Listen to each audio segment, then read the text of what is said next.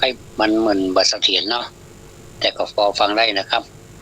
ครับชัดเจนนะครับครับผมชัดเจนครับครับผมพอบูชารัตนะทั้งสามก็คือพระพุทธรัตนะพระธรรมรัตนะพระสังฆรัตนะขอนมัสการพระมหาเถระพระเถรานุเถระนมัสการท่านพระครูสมุวิศวัตวรกิจโจผู้อำนวยการสถานีวิทยุเพื่อการศึกษาพระพุทธศาสนาและวัฒนธรรม FM 104.50 เมกะเฮิรตซ์ปัตไตหินจังหวัดเชียงใหม่ www.faihin.org SMS 469333ปีเคารพนะครับนมัสการท่านพระอาจารย์สมัครนะครับครับผมวันนี้แต่งบอกหมดแล้วก็นมัสการท่านพระอาจารย์นิพนธ์วัดพระธาตุดอยสะเก็ดตุยนะครับแห่มรูปหนึ่งวันนี้เข้ามาร่วมรายการตุยเนาะอาจารย์แล้วก็อันสิทธิ์จ้าสิทธิ์ครับหลวงพี่สิทธิ์ครับผมนมัสการติดกันนะครับ ก็เนื่องจากว่าผมก็ได้ชมไปทางตะกี้วัดทุ่งโป่งเนาะวัดทุ่งโป่งเมืองปานจังหวัดลำปางซึ่งก็เป็นธรรมยาตราเนาะก็เป็นประโยชน์เป็นหน้าบุญนะครับทำมาอย่างที่มันเป็นประโยชน์ก็ถือว่าเป็นหน้าบุญกันทั้งนั้นธรรมะคลายเครียดของเราก็เป็นแห่งรูปแบบหนึ่งที่จะนำเสนอในหลากหลายมิติบอกว่าจะเป็นพุทธประวัติหรือธรรมะเพื่อเป็นการส่งเสริมปัญญาบารมีเนาะป้องกันอัลไซเมอร์อัลไซเมอร์แต่ก็สมมาเตออันเจริญพรคุณพิสมัยฮะอัลไซเมอร์เนี่ยถ้าเรานึกได้เราจะให้ทันทีเลยเนาะเจริญพรเนาะเจริญพรคุณพิสมัยแล้วก็เจริญพรท่านผู้ฟังผู้สนใจในธรรมทุกท่านนี่ก็จะถามตามที่เขาได้กำหนดเอาไว้วันเสาร์นี้จะเป็นพุทธประวัติเนาะเสียงมันก็ดีนะเสาร์นี้เป็นพุทธประวัติพุทธแปลว่าพระพุทธเจ้าประวัติก็ประวัตินะก็คือความเป็นมาของพระพุทธเจ้ารวมถึงทั้งหลายที่ได้ร่วมกันพระพุทธศาสนาขึ้นมาเป็นพุทธเป็นบริษัทของพุทธก็คือพุทธบริษัทเนาะวันนี้เป็นได้พ่อพี่น้องทั้งหลายครับนมัสการครับผมพระอาจารย์ด้วยอาจารย์สมัครแล้วก็อีกองค์หนึ่งชื่อนมัสการครับเจริญพรโยมที่สมัยแล้วก็เจริญพรญาติโยมสาธุชนมิตรรักแฟนธรรมะหาเครียดทุกท่านทุกคนก็ขอเจริญพรทุกคนกราบนมัสการอาจารย์ทั้ง2-3ท่านนะครับท่านพระครูใหม่ทั้ง2ท่านด้วยวันนี้เสียงอาจารย์โทษชัดเจนดีมันบัสะท้อนเนาะมาสะท้อนเนี่ยสะท้อนผมฟังบอกของเรื่องผมเลยต้องถามคุณวิสมัยอยู่ตลอดว่าปวดหัวอย่างนี้เนาะแต่วันนี้นี่ฟังโดยตรงและบัสะท้อนนะครับพระธาตุดอยสะเก็ดนะครับวันนี้บัสะท้อนเนี่ยแต่นี่พอน่ะ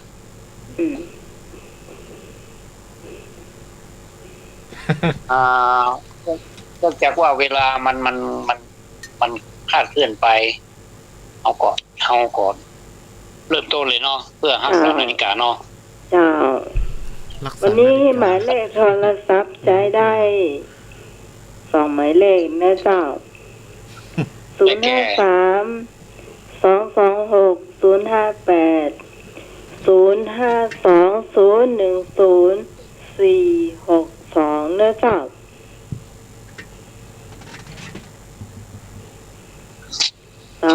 ที่แล้วบัตตาเสียมมีมาแจ้งแล้วตามกติกาก็คือ ท่านโทรเข้ามาตามหมายเลขนี้แล้วก็ เจ้าก รุณาบอกชื่อตัวเองเนาะมาต้องที่อยู่ก็ได้เนาะเอาแค่ชื่อ เจ้า เอาแค่ชื่อว่ามาจากไหนนะเอาก็จะได้รู้ว่ามาจากไหนนะ เจ้า แล้วก็ตอบไปตามที่ท่านเข้าใจ ใช่ไหม แต่ก็ประมาณ ขอให้ท่านได้พิจารณา ไปซับกันเลย ต่อข้อนะเพราะว่าปัญหานี้ เขาพูดอะไร เป็นปัญหาแบบมีช้อยมีตัวเลือกก็คือกขของงบางข้อก็จะเป็นจอด้วยเนาะ อย่ามาพู เป็ ด นกขของงสี่หัวข้อเนาะ เจ้า ถามในวันนี้ อาจารย์นะอาจารย์ ข้อแรก คำถามบ่ค่อยสะเบยใจเท่าใด เปลี่ยนกัน แต่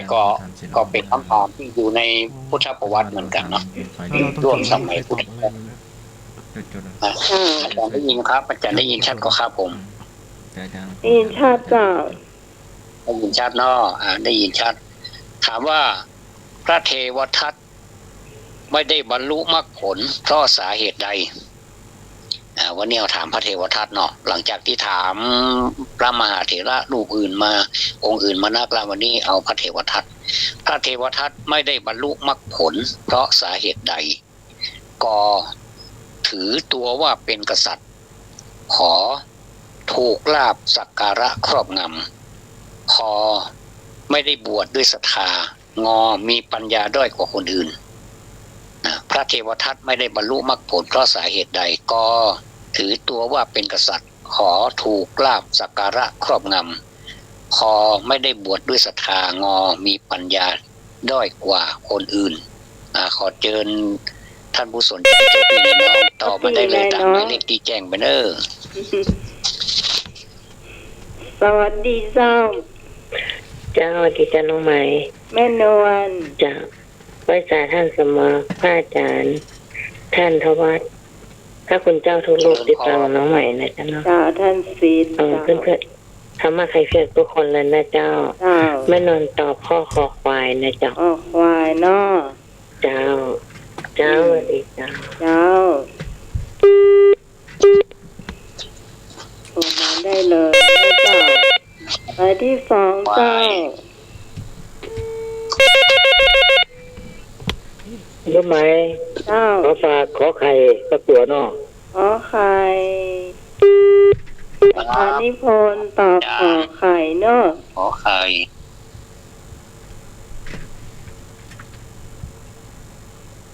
อย่างนิพนธ์ขอไข่ครับ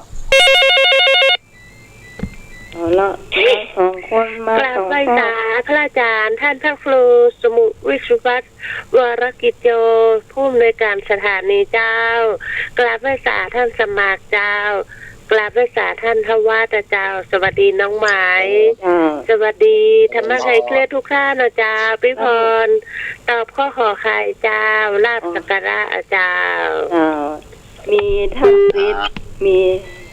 ท่านหนึ่งนะเจ้าที่ร่วมรายการวันนี้นะเจ้าจากวัดสายหินเจ้าสวัสดีเจ้า สวัสดีเจ้า สาเมตสันดี เจ้า จะตัว ทุกสองทุกสามทุกองค์เนอ ค่ะ เพื่อนสมัยมิสมัยตัวเนอ เจ้า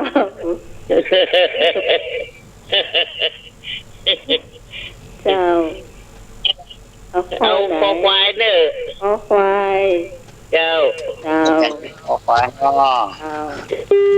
แม่จันดี บวชด้วย เจ้า ศรัทธา ตอบมาได้เลยสายว่างแล้ว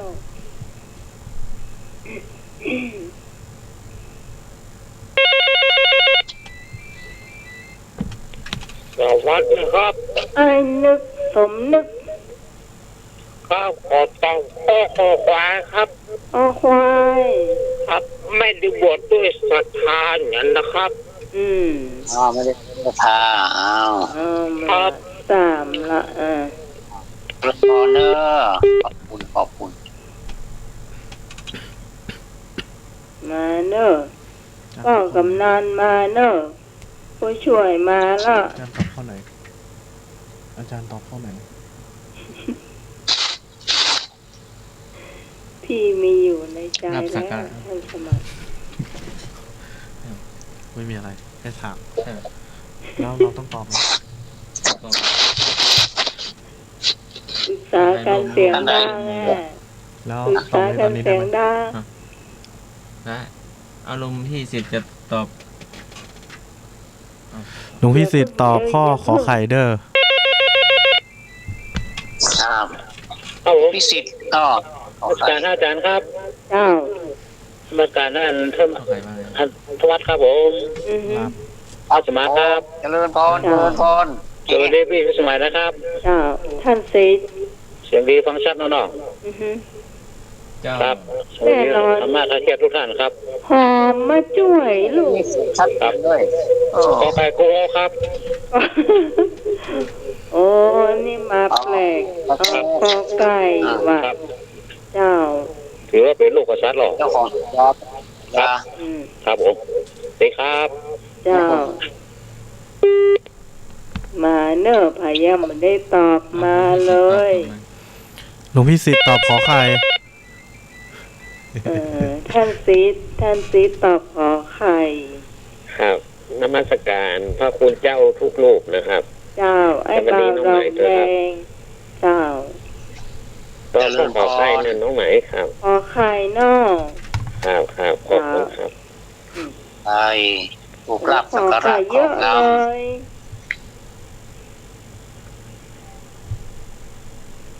ขอไข่เยอะเลย มีแถมกอ น่าจะมีแถมนาสั่นกำแพงยามาตันเนอร์เจ้า ฮัลโหล เจ้า มาสการท่านสมาธิ เจริญพร เจริญพ ท่าน ร ทวัฒน์ด้วยนะท่านอาจารย์นิพนธ์ครับผมสวัสดีน้องพี่สมัยด้วยนะ เจ้าไอ้เอกเจ้า เป็นใครเกียรติทุกเสียงทุกสายครับผม เจ้า ผมตอบขอใคร ขอไข่ไอ้เอกพะเยานะเจ้า ตอบขอไข่เจ้า เอาละดังมาทั้งสองเลย เจ้า เจ้าแม่ เจ้า อืม บริษัทท่านอาจารย์อาจารย์ท่านทวัฒน์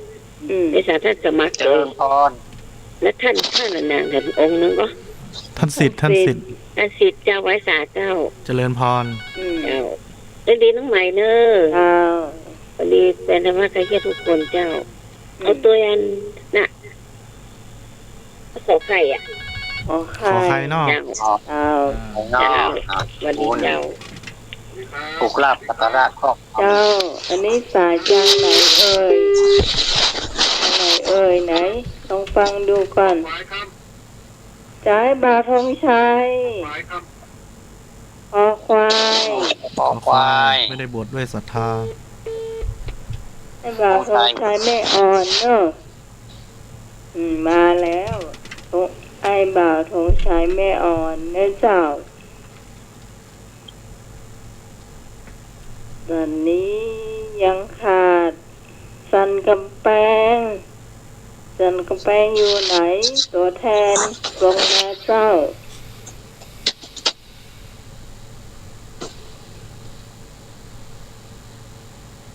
โทรมาได้เลยเจ้า สายว่างแล้วเนอะ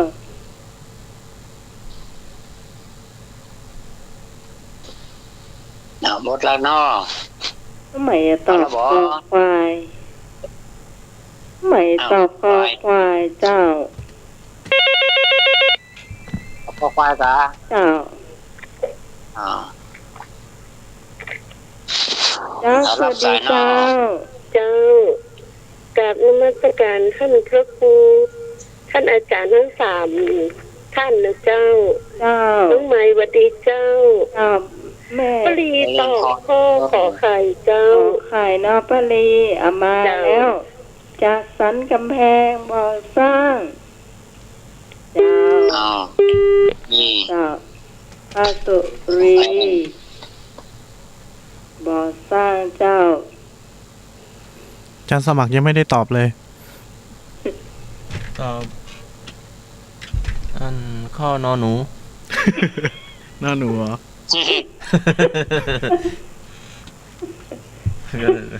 อาจารย์ธรรมะตอบน้องหนูกะ ครับผม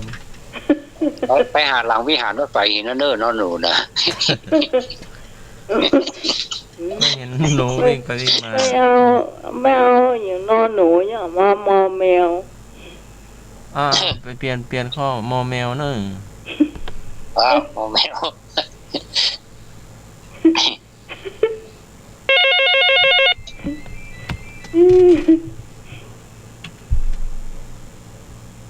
เจ้า เจริญพร จัดสมัครนี่นะไปคลองกีดก็โยนหน่วยเหรอปะ ว่าใหญ่ก็ ก็อยู่ตัวให้หนุ่ยเถอะ อ๋ออยู่ด้วยหนุ่ยเหรอ จึงอยู่ใกล้กันอยู่แล้วล่ะ จะขยับมาหน่อยดิมันจะได้ออกกล้องเนี่ยเห็นแต่หน้าผมคนเดียว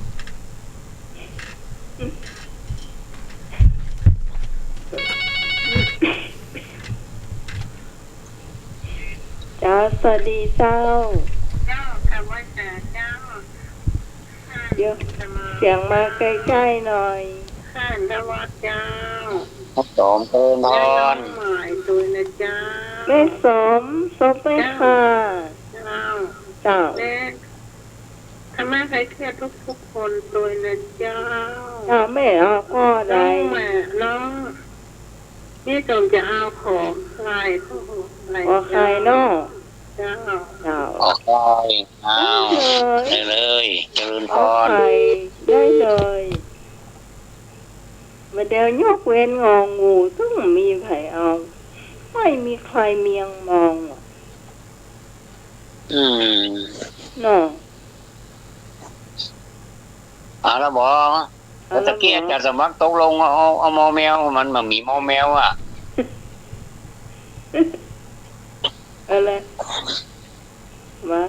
อันสมัครตอบ ตอบว่ารับสักการะ รับสั รับสั ก ก การะ การะครับเปลี่ยนไม่ได้บวชเพื่อศรัทธา ขอควาย เปลี่ยนไปข้อค อ๋ วา อ ม มาบวชเอาเปลี่ยนเป็นคอควายกะ ครับ ผม ยืนยันคำตอบ อันนี้เปลี่ยนเนาะเปลี่ยน ไม่ได้บวชเพื่อ ขอใคร ไม่ได้บวช รับสายครับ เจ้าสวัสดีเจ้า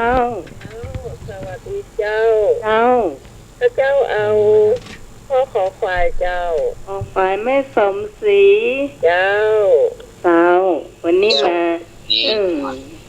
ไม่สมศรีลุงวัด ขอใครก็คอควายโอ้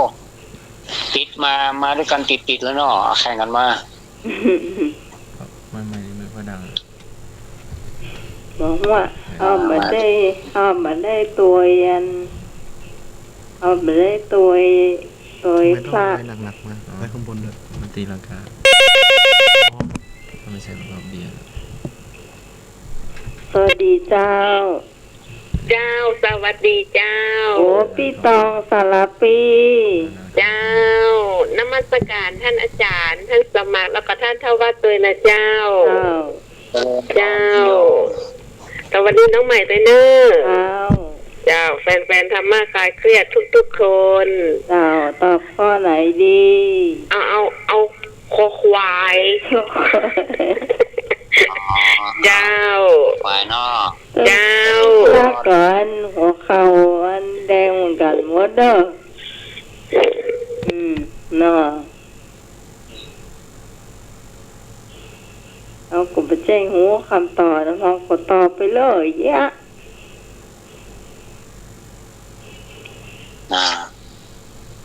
แล้วเนาะเฉลยเนาะ เจ้าง องูบ่มีเจ้าของสักคนถ้าจะหัวงองูคนให้จะ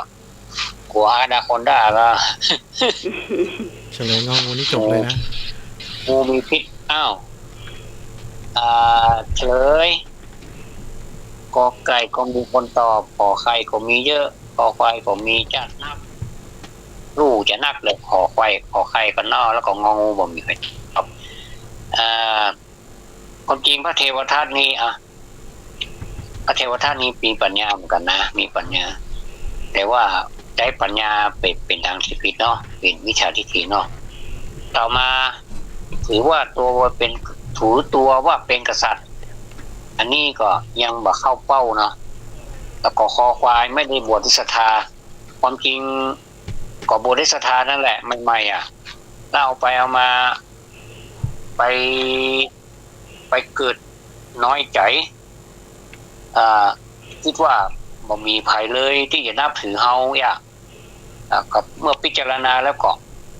ไปจวนพระเจ้าอาชาติศัตรูให้เลื่อมใสแล้วก็แผนการขั้นแรกก็คือเนรมิตเป็นกุมารปันด้วยอสรพิษแสดงแก่พระกุมารทำให้พระเจ้าอาชาติศัตรูตกพระทัยก็คือตกใจปลอบโยนให้หายตกใจแล้วก็แสดงตนเป็นพระภิกษุเนาะผลสุดท้ายมาได้ลาภสักการะนัก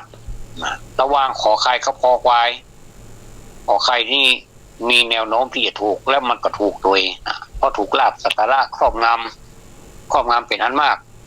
โดยไปจับจ้วงพระพุทธเจ้าว่าข้าแด่พระผู้มีพระภาคเจ้าบัดนี้พระองค์ทรงชราภาพมากแล้วเนาะจงพระสำราญในทิฏฐธรรมสุขวิหารเถิดขอพระองค์ทรงมอบภารกิจให้การปกครองสงฆ์เนี่ยแก่ข้าพระองค์เถิดนี่นะอันนี้คือจับจ้วงแล้วก็ถูกลาภสักการะครอบงำก็คือขอไข่เป็นข้อตอบที่ถูกต้องที่สุดเนาะถูกต้องนะครับเนาะ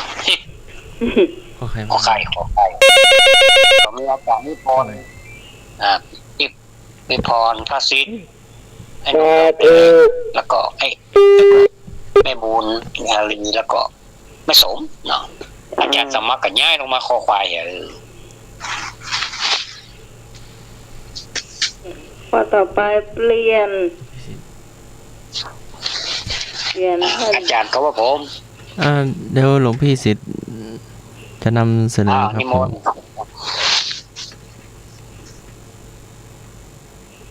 เชิญเลยเจ้าถามเลย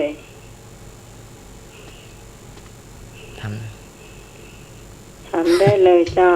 053226058ข้อใดเป็นอุปนิสัยของธรรมิกะอุบาสกนะครับกอไก่ให้ทานขอไข่รักษาศีลคอควายฟังธรรมงองูถูกทุกข้อ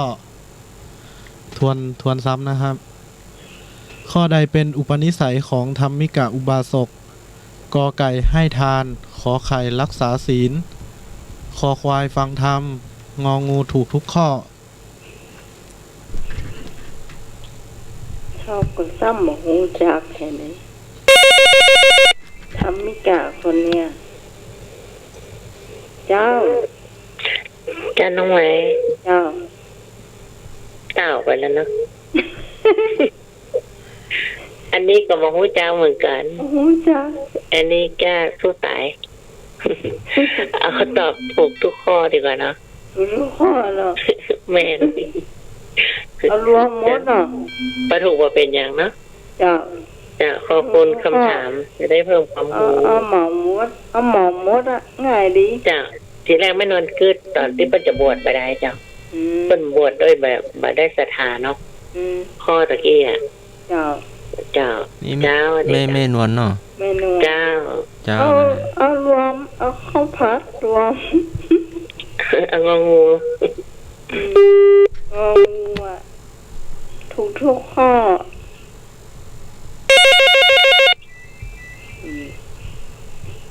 เจ้าสายที่2เจ้าเมามันไม่นวลทั้งเด้อเมาไม่นวลนะเมาเจ้าเอาใจเนาะหนาใจเจ้า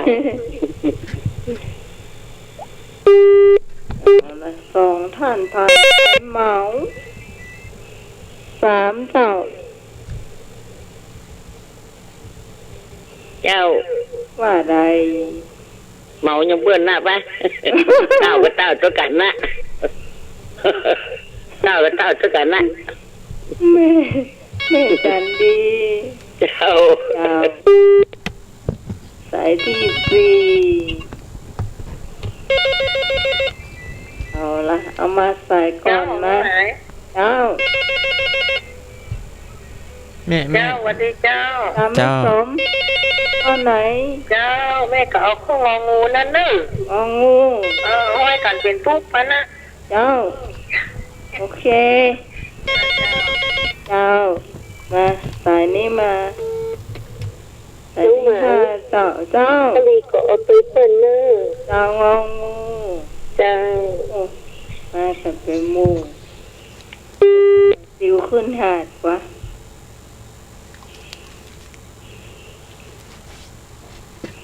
เต่าก็เต่าหมดเนาะ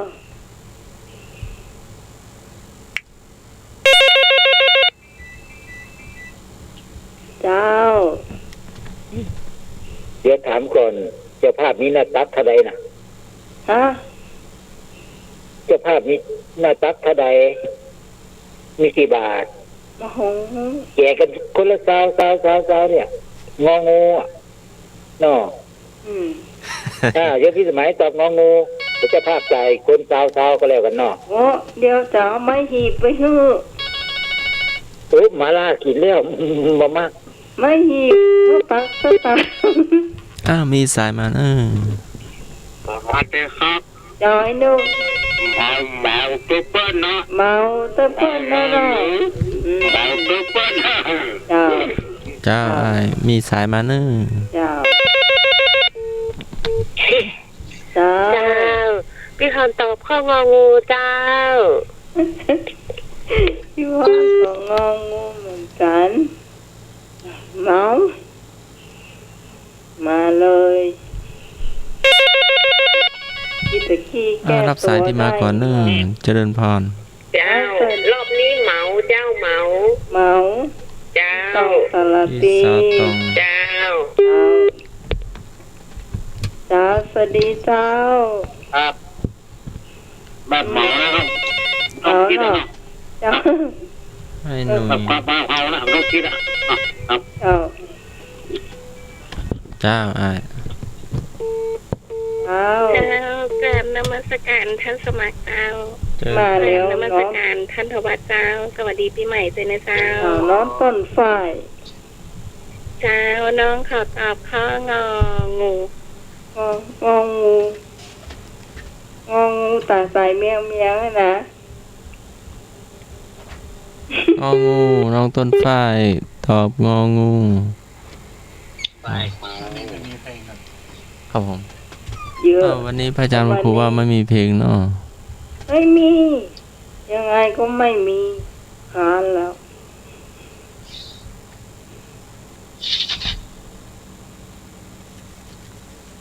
ท่านทวัตก็อยู่ ท่านซีดก็อยู่ลูก ช่วย เดี๋ยวสมัคร ครับผม เดี๋ยวสมัครครับ ครับผม ถ้าเป็นลำวงหรือลำวงย้อนยุกอะเด้อลำยุกก็อยู่มันหมดอ่ะ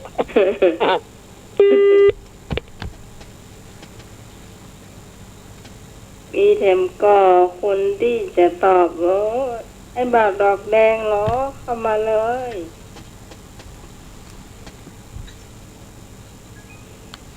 เข้ามาเลยจ้าเสาร์อาทิตย์ที่แล้วนี่น้องใหม่บอกให้สู้ตัวไหนเสี่ยงก็ได้เนาะแต่วันนี้นี่สุดๆ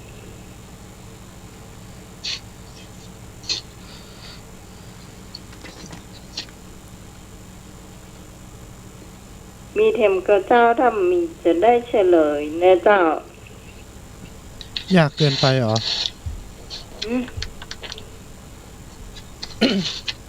ธรรมิกะอุบาสกก็ประมาณว่าคนมีศีลมีธรรมอะไรเงี้ย อือฮึ ความหมายอ่ะ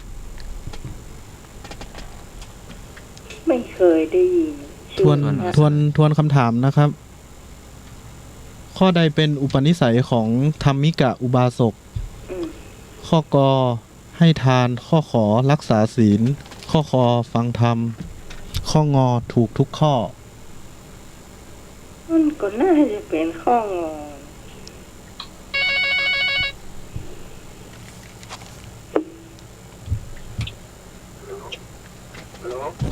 เอ้าไอ้บาททองไทย ศาสินเนาะอ้ายธงชัยแม่อ่อน รักษาศีลข้อขอไข่ ข้อขอไข่เนาะอ้าย เมื่อไอ้บ่าวทองชายเปิ้นเอา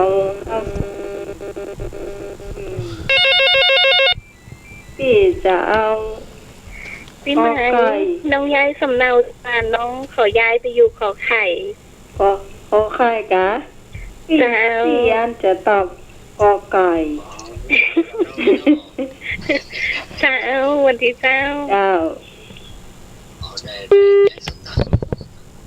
น้องต้นฟ้าย้ายสำเนาอะอย่างงองูมาขอไข่วะอาจจะย้ายก็ได้เนอะทำไมอยู่กอไก่ปุละตอบละ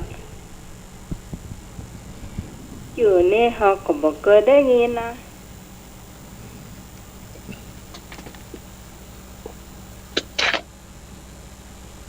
บอ เฉลย เฉลย สังเกตพอ โอ้ย สังเกตพอชื่อเนอะทำมิกะนะ เฉลยเลยนะครับ เจ้า ทวนคำถามข้อใดเป็นอุปนิสัยของธรรมิกะอุบาสก ข้อกอให้ทาน ข้อขอรักษาศีล ข้อคอฟังธรรม ข้องอถูกทุกข้อ ข้อคอยอ่ะ จะน้องไหม เจ้า มัน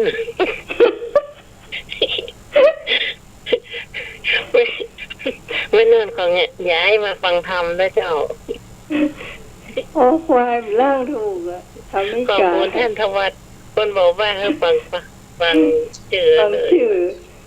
ชื่อนี่มันน่าจะเป็น นี่ย้ายมาจากกันหมดอ่ะมาไว้เป็นผู้จัดการให้เจ้า ถ้าสมัครเอาโมแมวเนอะ เจ้า เจ้า อาจารย์สมาร์ทโฟนวันเนี้ย อาจารย์สมาร์ทโฟนประเทศเนอะยับ มีท่านไหนจะตอบเพิ่มอีกไหม ภายจะย้ายสมโนครัวก็บอกเด้อ ต้องต้นฟ้าย้ายก็ขอใครนะ จะงองูมา ย้าย ข ได้ อ เด้อ ไข่ ย้ายได้เด้อย้ายสองเตื้อก็ได้เป็นหยังบ่ผิด ก็ว่าจะย้ายตัวเดียวก็แล้วแต่เนาะ น่าจะเป็นคอควายละท่านเอาไปให้ตะกี้ ถ้าย้ายก็บอกมาเดี๋ยวนี้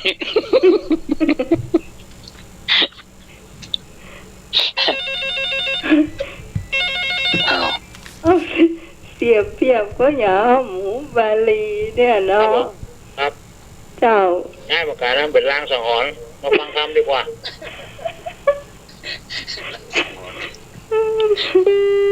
เจ้า ไปไหนดูย้ายไปไหน ไอ้หนุ่ยย้ายมา ได้มา ที่ฮัตสมากะ เจ้า อ้าว ต้นไฟ ท่านทวัตให้โอกาสน้องก็ย้ายทำกรรมพี่ใหม่น้องย้ายขอบไป ย้ายมาเลยขอวายเนาะ เจ้า ถ้าสยามให้เรื่องก็จะไม่เสียใจเด้อ ฮัตสมัครเอาโมแมวเหมือนเดิมเนอะเห็นแมวอยู่หลังคาบ่หันไปไหนเนาะนั่งกงกอยู่แมวสายหลุดเนอะโทรมาใหม่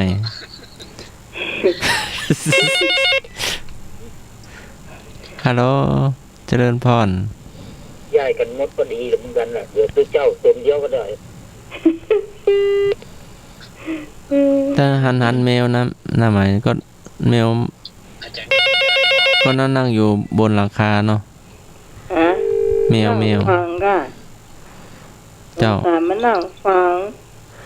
นั่งฟังเทศเนาะเปิด อืม ทำให้ฟัง อืม ก็นั่งเมินนะ อืม ผมมีดูก็ โทรมาใหม่เนอะเรากดรับสายแล้วก็ดังตื้อไปเนาะ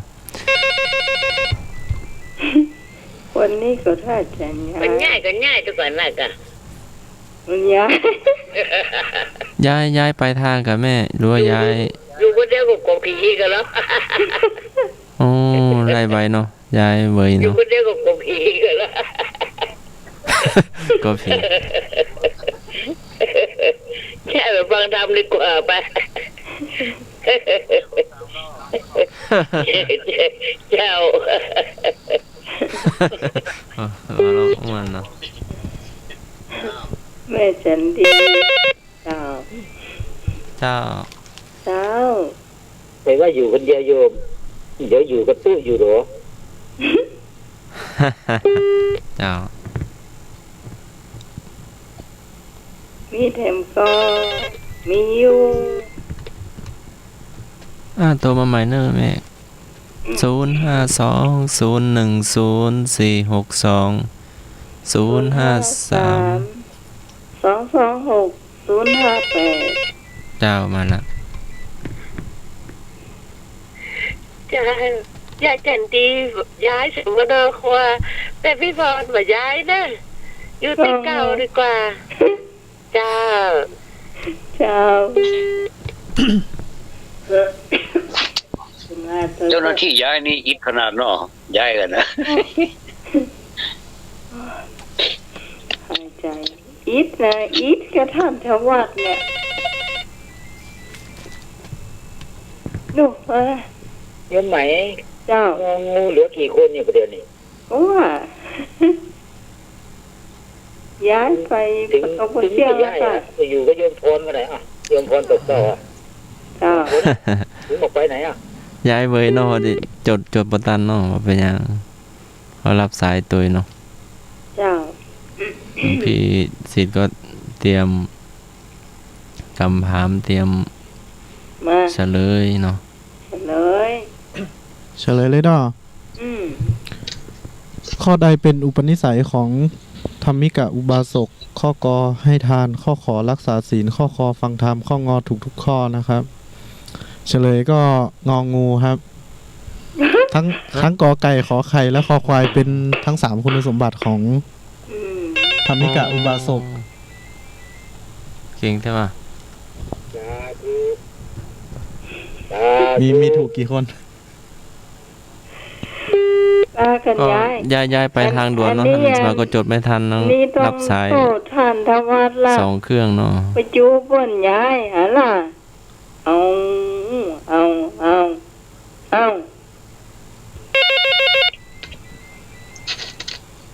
เจ้า เจ้า แม่ใจเดียวถูกต้องเนาะ เจ้า ไม่ใจเดียว เจ้า ก็งูกะแม่เจ้า จะสมัครตอบมอแมวไม่ถูกนะ เจ้า เจ้า ต้องกระลักเดียวใจเดียวงองูถูกต้อง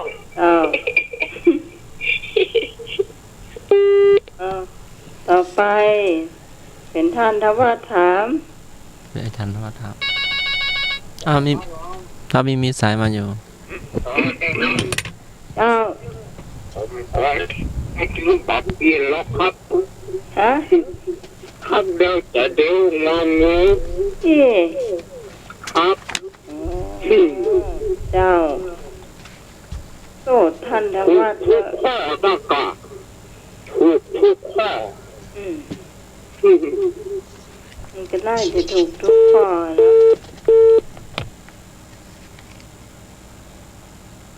ะ อาจารย์ถามไหม ท่านท อา วั จาร ด ย์ถามมาหน่อย มา แล้วผมจบแล้วใช่ไหมของผมอ่ะ ยังมีอีก มีอีก ไม่ของวิชาพุทธประวัติของผมเสร็จแล้วใช่ไหม แล้ว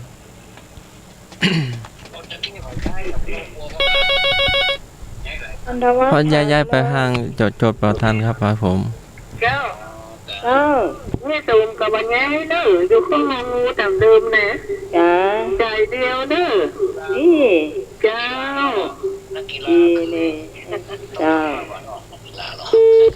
เสียงท่านทวัดไก่เนอะ เขาไม่ได้บอกว่าบอกไว้เลยเนาะเดี๋ยวก่อนสังเกตดูคำถามไม่อื่นมาจริงคนต่อไปถามเนาะ ครับพระอาจารย์เลยครับผม หักมุมเลย สถานที่ทรงพิจารณาอภิธรรมปิฎกซึ่งเทวดานิรมิตเรียกว่าอะไรกอานิมิตสเจดีย์ขอ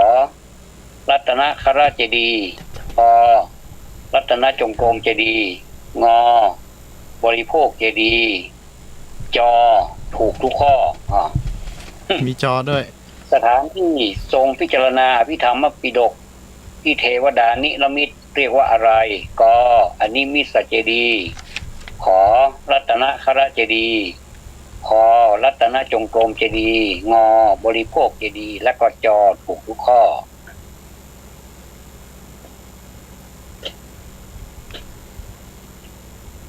ที่ อัน เท นี้เป็น ว เจดีย์ ดา เจดีย์ข้างหลังโมเนอร์เจดีย์เนี่ยนะ เทวดาเนรมิตกะ เทวดาเนรมิตอ่ะเปิดใจกับมันนี่ละมิตเนาะนี่ละมิตกับเนรมิตก็คือเอาอีเป็นเอนั่นเหรอเนรมิตภาษาไทยเป็นเนรมิตนี่ละมิตภาษาหมด สายแรก เจ้า เจ้า ตอนแรกพี่พรจะเอาข้อกอไก่ แต่หันมันมีข้อจอจาน เลยเอาข้อจอจานเลยนะเจ้า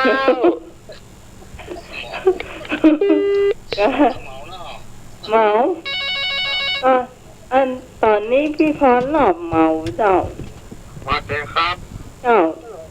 ครับผมเท้าอุ่นเลย ออกไว้หนอ ครับเท้าถูกหัวเลย ถูกกับพีษอ่ะอ๋อหนอ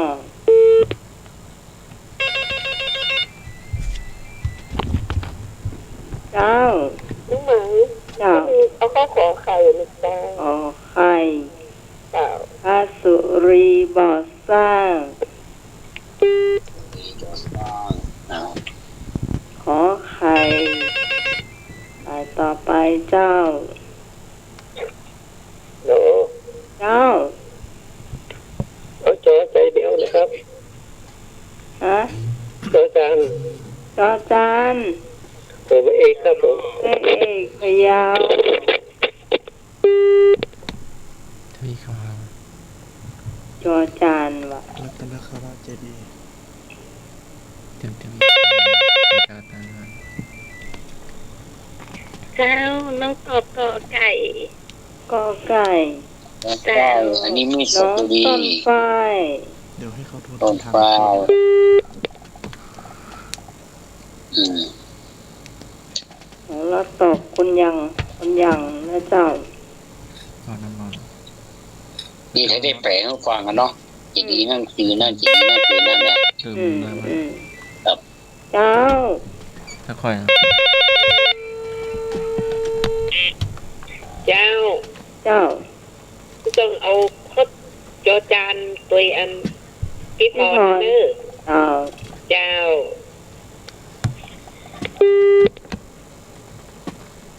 แม่งอย่างนั้น พี่พร ที่เสาตองยาว ต้องเอา โดย น้อย โดยพี่พรเจ้าสวัสดีเจ้า เจ้าสวัสดีเจ้าฮะ ใช่ไหมก็ไก่ว่าใดก็ ก็ไก่อันนี้มีดสัจเจดีครับ ก็ไข่ละครับ ขอข่าวรัตนคระเจดีย์คอควายรัตนจงกรมเจดีย์แล้วก็งองูบริโภคเจดีย์แล้วก็จอจานถูกทุกข้อ เขาตอบขอไข่ครับ ขอข่าวนอรัตนคระเจดีย์อาจารย์นิพนธ์ ครับผม ใครจะย้ายไปตัวอาจารย์นิพนธ์ก็ได้เด้อ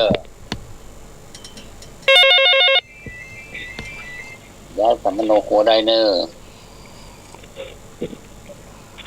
เจ้า เจ้าน้องไม้ เจ้า วันนี้แม่นวลขอมากับพระนะจ๊ะ เอามากระพ้านอแม่นวลอยู่ขอใคร เอาขอไข่เจ้า เจ้าสวัสดีเจ้า ผมตอบได้ไหม ไม่นวลตอบขอไข่ ให้สบายนะ สวัสดีเจ้า เจ้าพระเจ้าเอาเข้ากอไก่ ขอไก่แม่สมศรี เจ้า อ้าว แม่สมศรี แล้วต้นฝ้ายมีคู่เนอะต้นฝ้ายมีคู่นะ เจ้า เจ้า แต่เอาขอไข่เนอ ขอไข่โดยพระ เจ้า เจ้า ไม่จัดดีกะ แม่บุญ ครับผม เจ้า โดยกับโดยกับผ้าครับ ขอไข่ ครับ มีเสื้อผ้านอ ครับครับครับผม ก่อนนั้นหนุ่ยนะไผ่อ่ะ ก ก่อนแม่บุญอย่า แม่บุญแม่บุญ แม่บุญแล้วก็ไอ้นุ้ย ขอ เปิดพ่อเนาะเปิดพระอาจารย์ โดยบนนั้นเนอ ฮะ โดยบนนั้น โอ้ยแม่จันดีข้อไหน เนี่ยอ๋อมาแล้วว่าไม่จะดีเปิดพระขอใคร อย่างงองูวะเนี่ยจะจ่าสิไง เอาตัวจานถูกทุกข้อ ดูผู้คนละพ่อบรรยายแล้วตรงเนี้ย มันย้ายเนาะ มันจะดี บรรยายแล้ว เนาะมันจะดีทุกข้อ เอาถูกทุกข้อ มาทุกข้อแล้วเนาะ ไปตัวพี่พร หลวงพี่สิทธิ์ตอบรัตนคราเจดีย์นะ ข้ออยู่ข้อไหนอะ อยู่ขอไข่มั้ง อืม รัตนคราเจดีย์อ่ะ อาจจะนอกสลับจะดีครับ หลวงพี่สิทธิ์เด้อ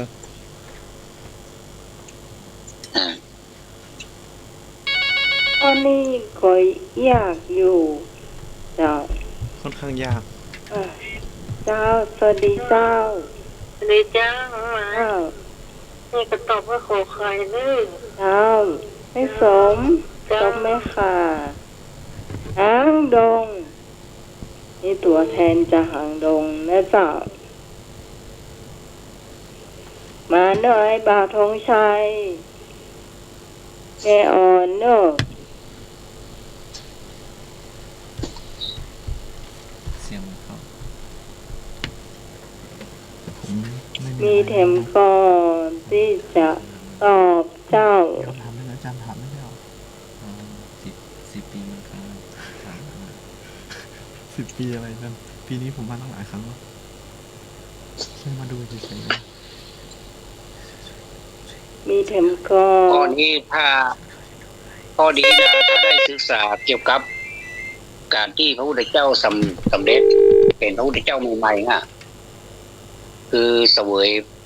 ยวิมุตติสุข ที่ม อยู่ ติสุข อยู่แห่งละ7 วันน่ะ อืม เลยเป็นที่มาของเข้า49ก้อนน่ะ อยู่7 วันน่ะ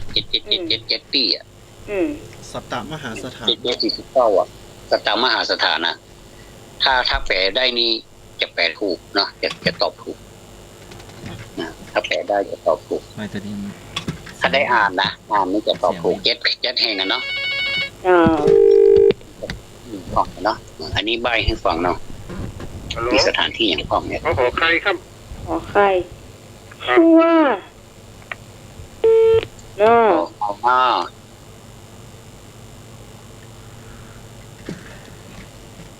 น้องใหม่ก็ยาว ธงชัยเนาะพี่ธงชัยเนาะ จ้าแม่นน้องใหม่ก็ดาวขอขวดเนาะอะขอขวดเมเนาะ ไป น้องใหม่ ทำไมเอาขอควาย ที่สมัยขอควรเนาะ ขอขวด ขอขวดทำมากตัวหน้าใหม่เนอะ มีด้วยเหรอขอขวด ขอขวดวะอ๋อให้ขึ้นตึงหาขอขวดนะเนาะขอใครอาจารย์สมัคร ท่านสมัครตัวหน้าใหม่ขอขวดครับผมหลวงพี่สิทธิ์นี่อะไรนะ จงกรม สิทธิ์ขอไข่ ขอใคร รัตนจงกรม รัตนรัตนคราเจ รัต ดีย์ นะ รัตนสังฆเจดีย์ คราเจดีย์ คระเจดีย์ อ้าวเฉลยเนาะ เจ้า ถามทวนคำถามว่าสถานที่ทรงพิจารณาวิธรรมปิฎกซึ่งเทวดานิรมิตเรียกว่าอะไรก็อันนี้มีสัจดีอันนี้มีสัจดีนี่หมายถึงยืนจ้องมองเนาะ เจ้า บัดได้นั่งเนาะบัดได้นั่งพิจารณาเนาะอันนี้มีสัจดีคือพิจารณามองอยู่ที่อันนี้มีสัจดีนะมองมาทางต้นโพซึ่งคือกำเนิดความเป็น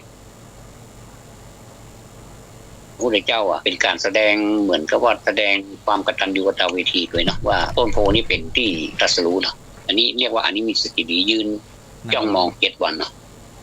แล้วก็มาคอควายรัตนะจงกรมรัตนะจงกรมหมายถึงเดิน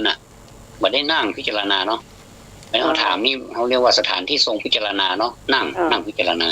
อันนี้จงกรมนี่เดินไปเดินมา7 วันเนาะแล้วก็งองูบ่มไปตอบบริโภคเป็น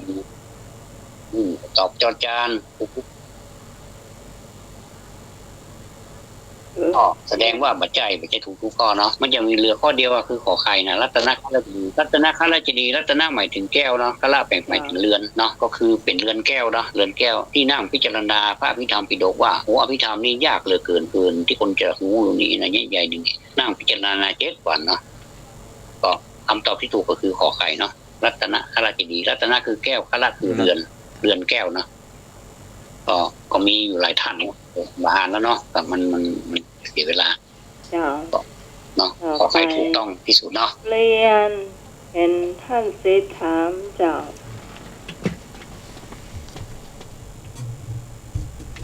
เมินมาเตือนไปนะครับ ต่อจากข้อเมื่อกี้เลยเรื่องเกี่ยวกับธรรมิกะอุบาสกก็คือคำถามว่าเมื่อถึงแก่กรรมเนี่ยธรรมิกะอุบาสกเนี่ยจะไปเกิดบนสวรรค์ชั้นใดข้อกอไก่ดาวดึงส์ขอไข่ยามาคอควายดุสิตงองูนิมมานนฤดีทวนซ้ำนะครับเมื่อถึงแก่กรรมธรรมิกะอุบาสกจะไปเกิดในสวรรค์ชั้นใดข้อกอไก่ดาวดึงส์ขอไข่ยามาคอควายดุสิตงองูนิมมานนฤดีขอตอ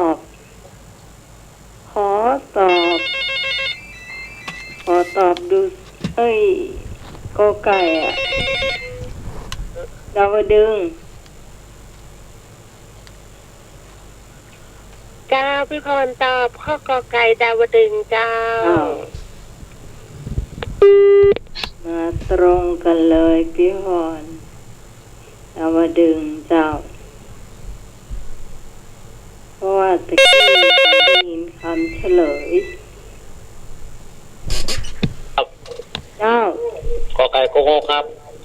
เอาละฉายามาแล้วเจ้ากอไก่โกโก้มาสายต่อมาเจ้าออกมาคำ2เอาแล้วเจ้าทำไมเจ้าแม่ก็ตอบกอไก่เน้อเจ้าเหมือนกันเนาะแม่เนี่ยไม่สม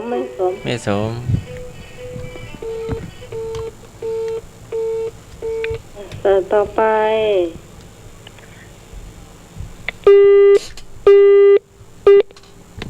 โทรมาใหม่นะสายหลุดไปเจ้าเอากอไก่เด้อช่วยน้องใหม่ละเจ้า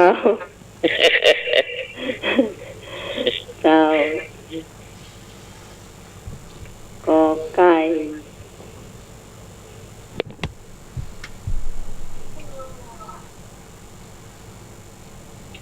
สายว่างแล้วเนาะ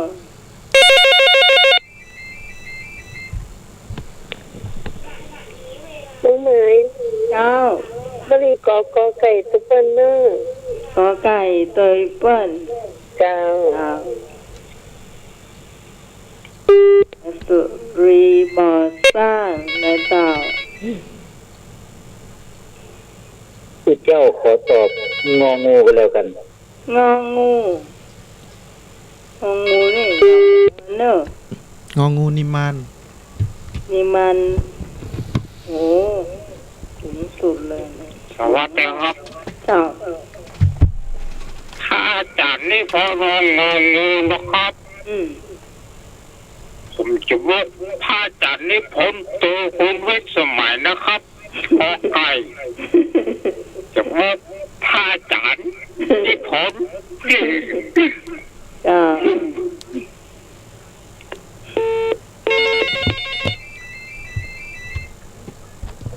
จ้าสวัสดีเจ้าโยมนึกก็วกให้ทันก็แล้วกันเนาะวกให้ทัน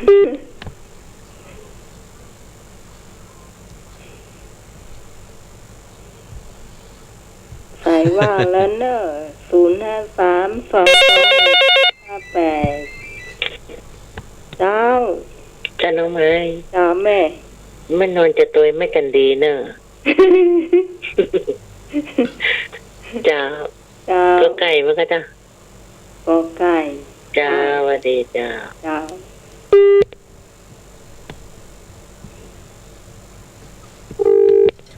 ไปจะตอบแทน ยังไม่มีใคร เชิญ อ่า มีสายมาโอ้เยอะ จ้า แยะ พี่ไหมดาวดิงไปคนเนอร์ เจ้าได้เลย จ้า อันนี้น่าจะพลาดนะ ของต้นไฟเจ้าวันนี้น้องก้อยหายไปไหนนี่น้องก้อยเจดีแม่ครัว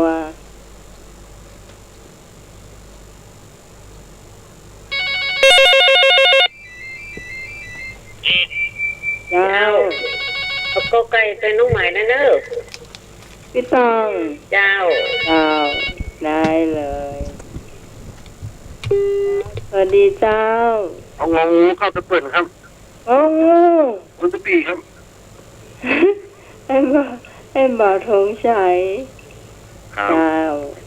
ได้เลย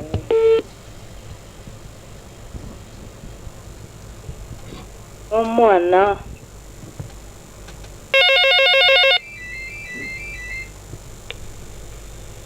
เจ้า เจ้า ไปกับพระเจ้า ไปกับพระ เจ้า งองู เจ้า ได้เลย แม่บุญไปกับพระไอ้บ่าวธงชัยไปกับพระ ให้บอกใบ้ไหม อือฮึ เป็นสวรรค์ชั้นที่พระพุทธเจ้าก่อนที่จะลงมาประสูติเนี่ยพระพุทธเจ้าเคยอยู่ที่นั่นมาก่อน โอ้แสดงว่าพี่ตอบผิดฉันดูสิเจ้าคุณผู้ฟังเข้าใจย้ายฉันดูสิเจ้าทำไมย้ายล่ะ ให้ไปทางเลยจ้ะ ฉันดูสิเจ้า เอาเตะคนเตะคน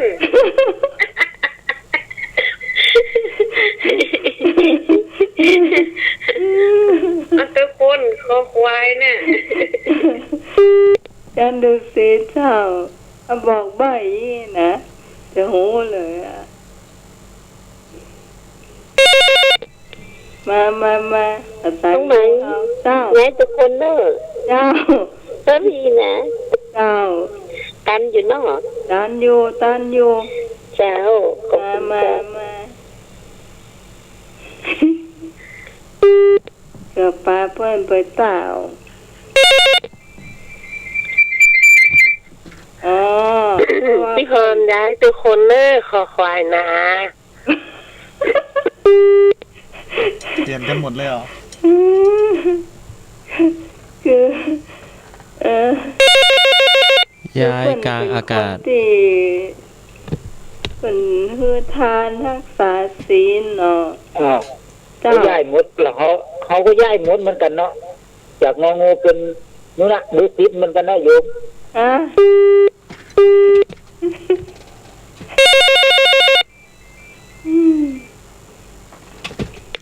เจ้า เจ้าใช่ไหม ย้าย ย้ายไปทางคอควายเจ้า ย้ายสู่โนหัว ถ้าสมัครย้ายมาอยู่ฝ่ายหิน ไปเห็นเหรอ อ่า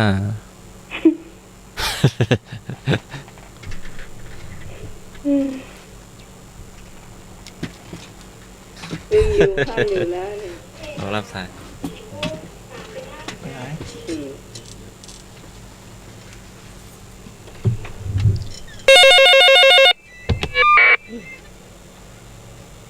เจ้า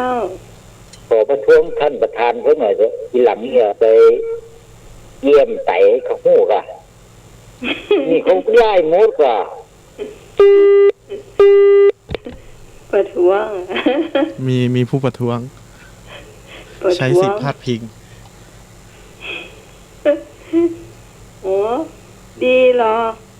อันเฮาปลาขับเพิ่นไปตามมดอ่ะเดี๋ยวเหรออะไรอาจารย์นิพนธ์ยังย้าย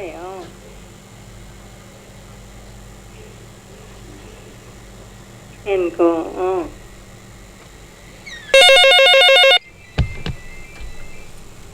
เจ้า ก็ต้องตามมาจีบพักป่ะเดี๋ยวเขาไล่ออกจากพักเดียวได้ละ กดแบบนุ่มๆกดแรงมันก็แรง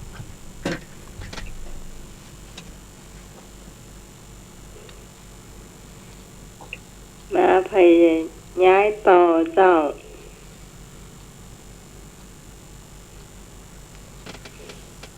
หรือว่าจะอยู่ที่เดิม โยมพี่สมัครแน่ใจแล้วเหรอ อืม ว่าพระพุทธเจ้าอยู่ที่ชั้นดุสิตมาก่อน ครับผมครับเรื่องของย่าอยู่วัดเจนอดเด้อ พระจิตยอดเนาะ ครับ โดยพระอาจารย์ธวัฒน์เนาะ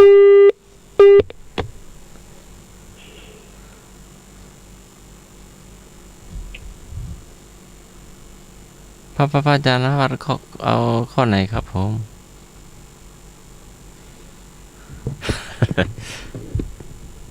พันธวัฒน์รับแล้วก็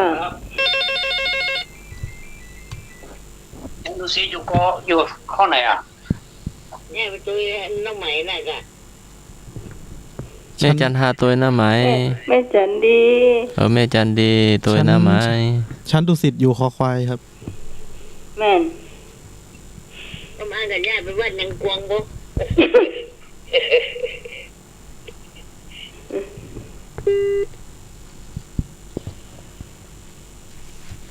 ฉันดูซิแล้วเนาะ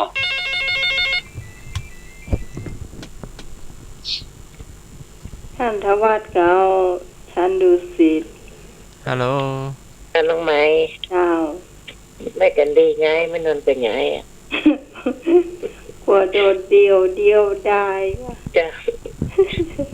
จ้ะสวัสดีจ้ะ เจ้า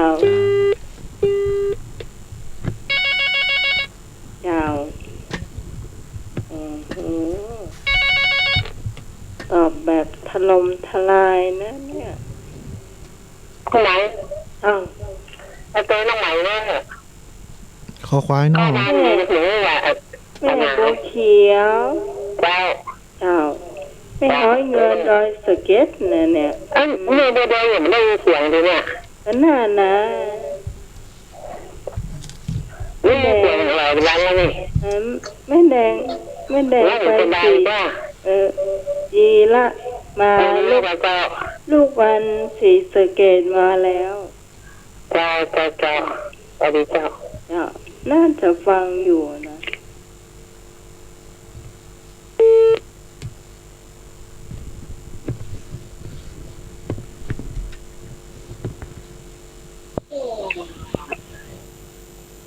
เจ้ามีแถมก็คุณผู้ฟังที่จะตอบข้อนี้เจ้า ไม่มีใครตอบขอไข่เลยนะ อือฮึขอไข่ชั้นมายา เฉลยแล้วเนาะ อืม เมื่อถึงแก่กรรมอุบาสกธรรมิกะอุบาสกจะไปเกิดบนสวรรค์ชั้นใด ข้อกอดาวดึงส์ข้อขอยามา ข้อคอดุสิต ข้องอนิมานนรดี เฉลยคำตอบก็คือคอควายชั้นดุสิต ชั้นดูสิทธิ์ถูกต้อง เป็นสวรรค์ชั้นที่มีความสุขที่สุดทั้งของสวรรค์ทั้ง6ชั้น ชั้นนี้เดียวเกิดมาคนทำเป็นพระโพ ปี ธิ หงฝ่ายแล้วเนาะ ขอบคุณหลวงพี่สิทธิ์เนาะจะได้ไปจำวัดเนาะ ของท่านธวัฒน์คำข้อหนึ่ง นิมนต์พระอาจารย์ครับผม วะยิ่งข้ออยู่กะ มีเห็นข้ออยู่กะ ครับ อ้าว มีครับผม เนียมข้องอยู่แล้วก็จะได้กันเดียวจะก็จะได้ขอท่านทวัดบางอย่างบางเรื่อง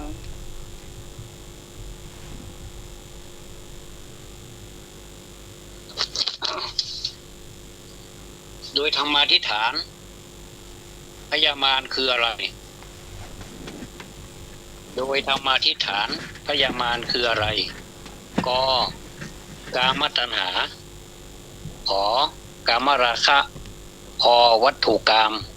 งอกิเลสกรรมโดยธรรมาธิฐานพยามารคืออะไรกกามตัณหาขอกามราคะพอวัตถุกรรมและก็งอกิเลสกรรม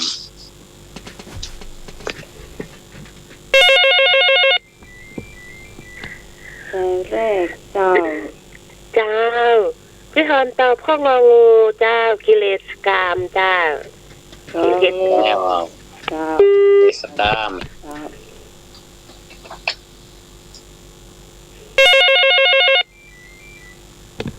ครับ เจ้า ผมกอไก่โง่ครับ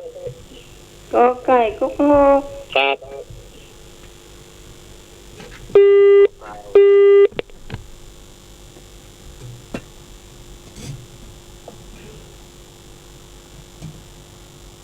ธรรมาธิฐานเนาะ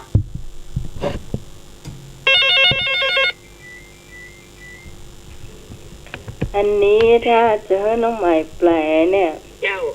เจ้า ต้องเอาข้องงองูเหมือนพี่ฮอนแน่ เจ้า ๆเจ้า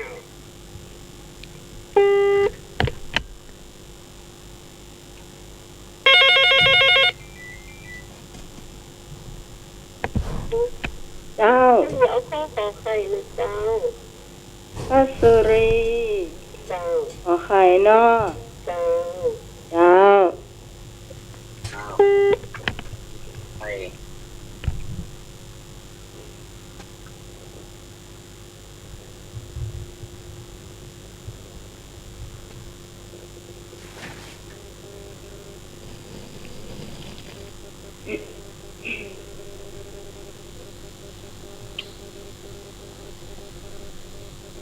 05201046226058058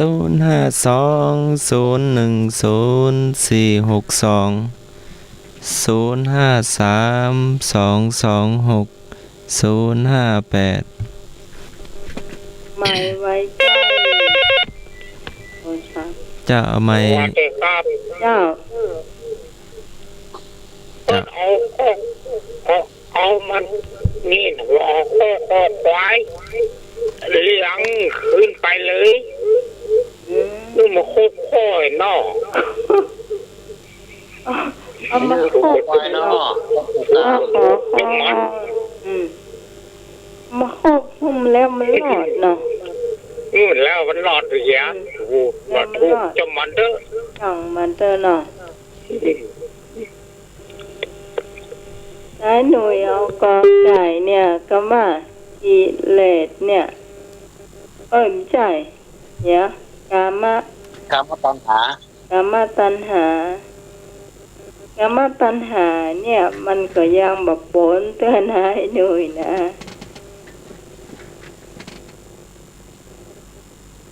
มันก็หรือว่าไปแล้วมันถูกตัว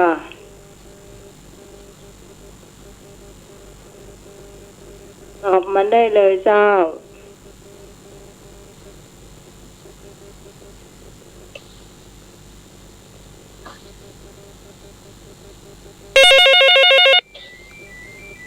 โอ้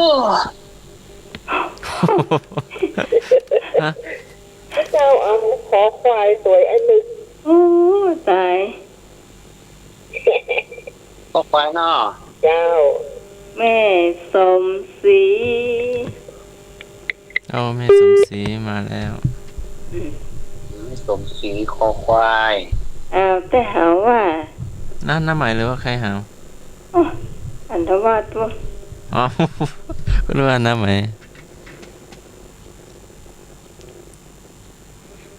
เขาเด้งได้นั่งแจ้ง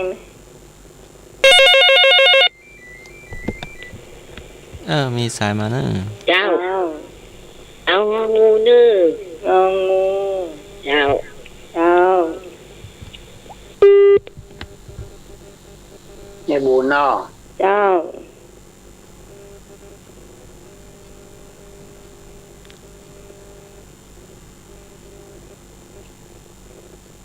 050046226058058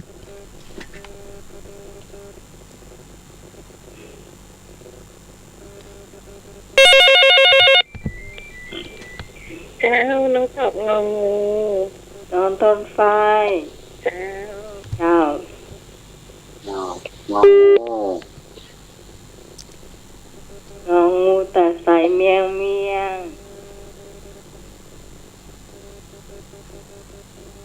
ได้เลยผู้ฟังท่านไหนจะตอบยากพ่องง่ายพ่องเจ้าผู้ฟัง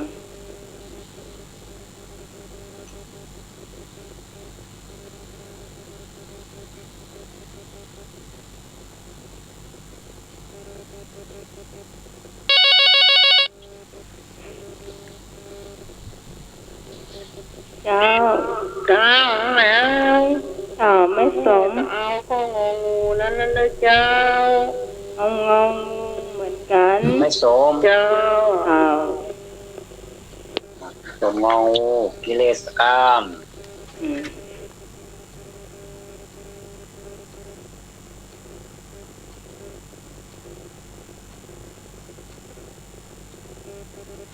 ก็ขอของอมีทุกข้อ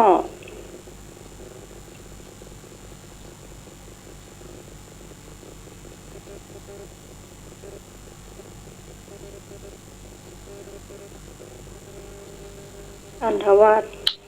เย็นตะกี้ระวังตกที่นอนตกเก็อีเนอะ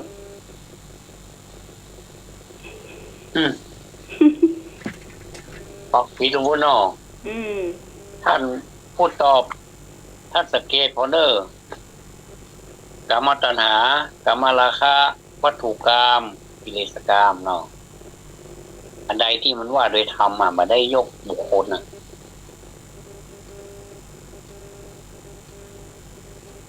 ว่าโดยธรรม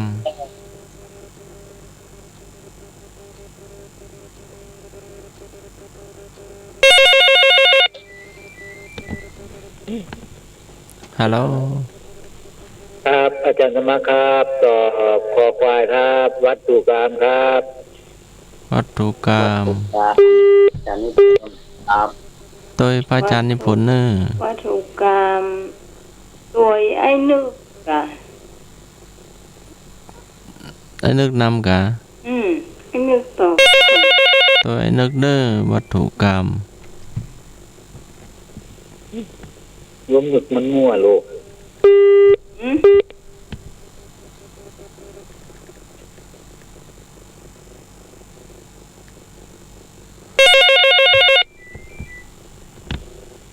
ฮัลโหล รู้ เจ้า น้องหมายอันใด ทำไมอ่ะ โมโหตัว มุกเถอะเอาตัวบนหน้าไปงออย่างเอาอย่าง เอาท่านสมัครเอาอย่าง เอาวัตถุกรรม ยกก็ไก่อย่างก็เมื่อกี้ กอไฟกามตัณหา ก็ไข่ ขอไข่กามราคะ ธรรมะราคา ขอควายวัตถุกรรมงองูกิเลสกรรม วัตถุกรรมนี่น่าจะใช่ แม่วัตถุกรรมเนาะ เจ้า เนาะ วิส ตัว มั น้ำหมาย ยหวานนะ วัตถุกรรมกับแม่ไม่ที่จะดี มัน เนาะ ดีเจ้า เจ้า จะดีห้าวควายพอควบเรามีเด้อ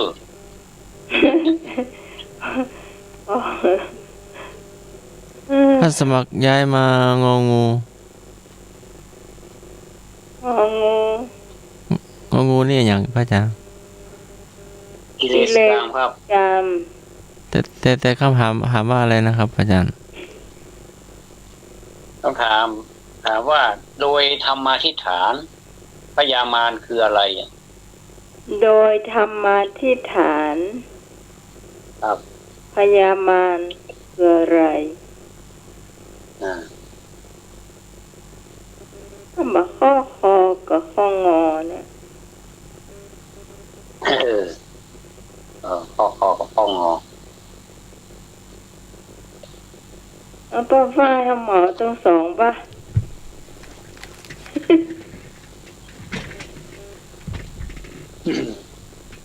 อันนี้มันมือเหมาเนาะมันเดียวอันนี้ถ้าซื้อเป็นใบเนอะเพิ่นมาหับเหมาเพิ่นมาขายเป็นชุด ขายเป็นใบเฉลี่ยถูก ขายเป็นใบ ก็พอมันน่าถูกฮะ อืม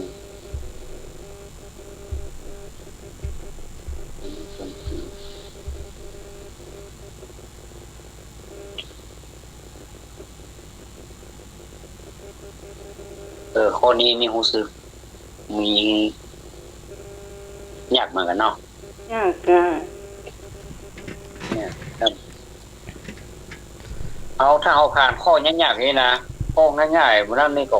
สบายหมู่เฮานี่เก่งเฮ้ยตอบได้นี่ขนาดยากขนาดนี้ตอบได้นี่เก่งแต่เดี๋ยวนี้มีคนตอบถูกแล้วนะนี่เนี่ย อ่ะ มีใครบ้างครับ ถูกแล้วบอกเขา ท่านสมัครเตรียมย้ายโอ้ไปเลยเตรียมย้ายสำนักครัว ล่อบนนั้นเนาะ เขาคำว่าอะไรนะลองอาจารย์ลองใบหนะครับ พยาธิฐานอะไรนะของพยามารนะเป็นภาษาบาลีนะ ฐานก็ไม่ได้ยกบุคคลนะครับ ยกธรรมขึ้นนะ แปลว่าไม่ได้ยกบุคคลยกธรรมขึ้น ไม่ได้พระรูปบุคคลนะครับเนาะ พระพยามารยกขึ้นหรือว่าพระองค์ครับ พญามานี่มันมากวนพระองค์อ่ะ ครับผม พญามานี่มากวนพระองค์อ่ะจริงๆแล้วมันมีเป็นตัวก็ยาก พยามารมากวนพระองค์ ครับ เดี๋ยว ที่มาทวงบัลลังก์น่ะบอกว่า ที่นี่ของข้าเนี่ยจะมาอยู่ที่นี่เนี่ยพระพุทธเจ้าว่าเนี่ยของเฮาเนี่ยเขามีอย่างเป็นพยานเนี่ยประเดี๋ยวน้ำท่วมอ่ะ ที่ธรณีลูกน้ำผมนั่นมันก็ครับลูกผม มี น้ำท่วม แม่ ธรณี ธรณีมวยผม แล้วพระพุทธองค์เครียดกว่าครับอาจารย์ นะ พระพุทธองค์เครียดกว่าครับ เอาล่ะ ไม่ใช่ กิเลสยังสามารถปัญหาแล้วขอใครเหรอ ขอใครกรรมราคะ อามาละค่ะ ขอควายวัตถุกรรม วัตถุกรรม งองูกิเลสกรรมเอานะต่อรู้เจ้านี่ปลาโลบมารนะมันเป็นปลาโลบบุคคลหรือว่าปลาโลบธรรมอะครับแค่นี้ พุทธเจ้าบอกพยามารเหรอครับอาจารย์ ว่ามันพญามารเนี่ยมันคืออะไร ที่มาขวนพระพุทธเจ้าอ่ะตอนที่เจ้าสำเร็จเป็นสมโพธิญาณใหม่ๆอ่ะครับ มาทวงเอาบัลลังก์อะบอกว่าบัลลังก์นี่ของข้าเนี่ยไม่ใช่พญามารมาตู่เอามันจะหังมัน ของพระพุทธเจ้าแต่ ที่พระเจ้านั่งบัลลังก์นะ นั่งบัลลังก์อ่ะ แต่ว่าอันเนี้ยที่นั่งของเขานั่งมาโอ้โหเกียร์ส่งไข่อาจารย์ นั่งบำเพ็ญเพียรมาเนี่ย แล้วพยามารจะมานั่งเขาพญามาก็ถามว่าท่านมีอย่างมาเป็นพยานเนี่ย เฮามีพยานอย่างเนี่ยเฮาก็มีดินเนี่ยจี้ลงไปดีๆก็แม่นางธรณีเจ้าตี้ออกมาไม่ธรณีเจ้าตี้ออกมาแม่ธรณีก็ลูดผมอะท่วมพญามารตายกันเบ้อเบ้อ พญามาร เราเริ่มตายสักกรรม พญามารว่ายน้ำเป็นเหรอครับฮัลโหล ว่ามันต้องถามอ่ะ เจ้าพี่ทอนย้ายสมโนครัวจากกิเลสกามมาเป็นกามตัณหาเจ้าข้อกอไก่เจ้า มันจะต้อยหนุ่ยอ่ะมันต้อยหนุ่ยเนาะ ดีครับ คิดดีแล้วอ้าวถามเขาเนี่ยอ้าว พี่พงจะต้อยหนุ่ยไปแล้ว มันจะม่วนตอนที่เขาย้ายสมณหัวเนี่ย แล้วน้ำท่วมพญามารว่ายน้ำเป็นเหรอครับพญามาร หายหมดอ่ะ ฮะ แปมตั้งแต่น้ำท่วมอ่ะบางคนเขาเรือมาตันตกรรมจมไปอย่างนั้น เฮ้อหายแซ่บไปเลยกันครับ เรือมาตันตกรรมมาจมประธานสร้างเรือสักกรรมอาจารย์จมน้ำว่าน้ำเลือดเนาะ หายไปในทะเลหรือว่าหายไปในห้วยครับ หายไปในห้วยเนี่ยก็หามปะเลยอ่ะ โอ้ เอาไปก็หัวประเทศอินเดียว่าอาจารย์ไปประเดี๋ยวเนี่ย ตลกตีก็ตาย5 ทุ่มละ อ้าวผม พญามารร้องไห้ก่อนครับอ้าวมีสายมาเนอะ เจ้า เปลี่ยนจากคอควายเป็นงองูก็แล้วกัน พระอาจารย์ทวัดอัน เปลี่ยนจากคอควายเป็นงองู หาย อาจารย์นิพนธ์ พระอาจารย์นิพนธ์จาก นิพนธ์ก็เอาจากงองูเป็นกอไก่โอ้อันที่จากคอควายเป็นงองู พระอาจารย์นิพนธ์จากข้อคอมาเป็นงองูเนอะครับผมมาอยู่ตัวหัสมา แล้วจะสมัครเอาตกลง ข้ององูครับผม งองูเนาะ อันสมัครเปลี่ยนละ ถามพี่พรแน่ใจแล้วเนาะ พี่พรตอบกอไก่ไปแล้ว พอไกลไปแล้วจะย้ายมาที่งองูเหมือนเดิมก็ย้ายก็แล้วไปเนาะโอเคเขาก็แปลกนะก็ตอบถูกแล้วเพิ่นอย่างย้ายไปกอไก่เพิ่น มันงองูเลยเนี่ย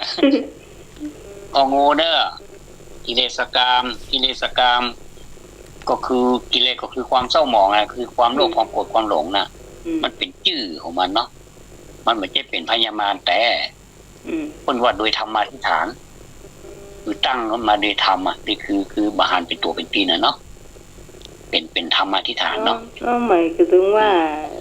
ถ้าบอกคอควายก็งองู แล้วก็ถ้าเป็นโดยเฉพาะอย่างยิ่งคอควายนี่เป็นวัตถุกรรมนี่ชัดๆเลยมันเป็นวัตถุจับต้องได้อ่ะอันนี้แสดงว่าเป็นบุคลาธิฐานเนาะ ครับผม บุคลาธิฐานของภาษาบาลีเอาสังเกตดูคำตอบนี้นะวัตถุกรรมอ่ะเนาะวัตถุเป็นวัตถุหรอกอันนี้มันเป็นกิเลสกรรมกิเลสมันเป็นชื่อของกิเลสแล้วมันเป็นตัวหรอเนาะอันนี้นี่เป็นธรรมะชั้นสูงเนอะคนตอบได้นี่แสดงว่ายอดเจษฎาวิพรย้ายไปกอไก่เสร็จเนาะเป็นอย่างเนาะวันนี้ก็มีอย่างหลากหลายมีคือเปิ้นต้องตั้งข้อสังเกตพ้องว่าอันฟังชื่อมันกายเนาะมีหาวพ้องมีไข้หัวพ้องมีสปาสเปดมีว่าอันขอสุมาตัวเนาะนั่นเนี่ยที่มันเกิดขึ้นเดี๋ยวโอ้พญามารมีลูกน้องมาตัวเนาะมีสายมาเนอะสวัสดีเจ้าน้องไม้นี่ต้องบรรยายเนอะอยู่ข้ององูสำดื่มแล้วเจ้าไม่ส่งมาเลยต้นป้ายก็ถูกแม่บุญก็ถูกอย่างที่โพนะจ๊ะสมัคร น้องนี่สมัยอยู่คอควายเหมือนเดิม มันยังไง พญามารขี่สร้างก่อนครับอาจารย์ บ่ต้องถามละมันยาวแล้วไป อ๋อจ้างมีม้ามีสตาร์วอดมีสารพัดอ่ะตอนนั้นปืนโคนเห็นมีเตื้อมันได้ผลิตเตื้ออาจารย์ อ๋อ สมัยนั้น เดี๋ยว มี เดี๋ยวเฮาสารขอประชาสัมพันธ์ก่อน ฮัล ท่าน โหล ทวัดน้อยหนึ่ง เชิญสมัครครับ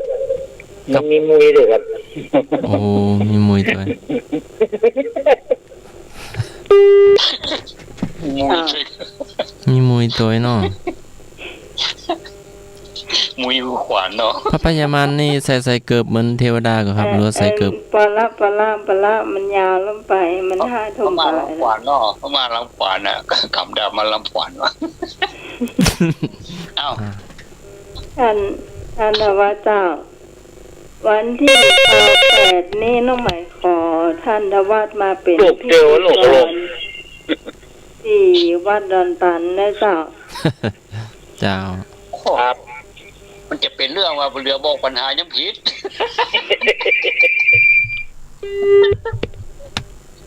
ไอ้อย่างงั้นอะอย่างอ่ะ งานผ้าป่าแล้วก็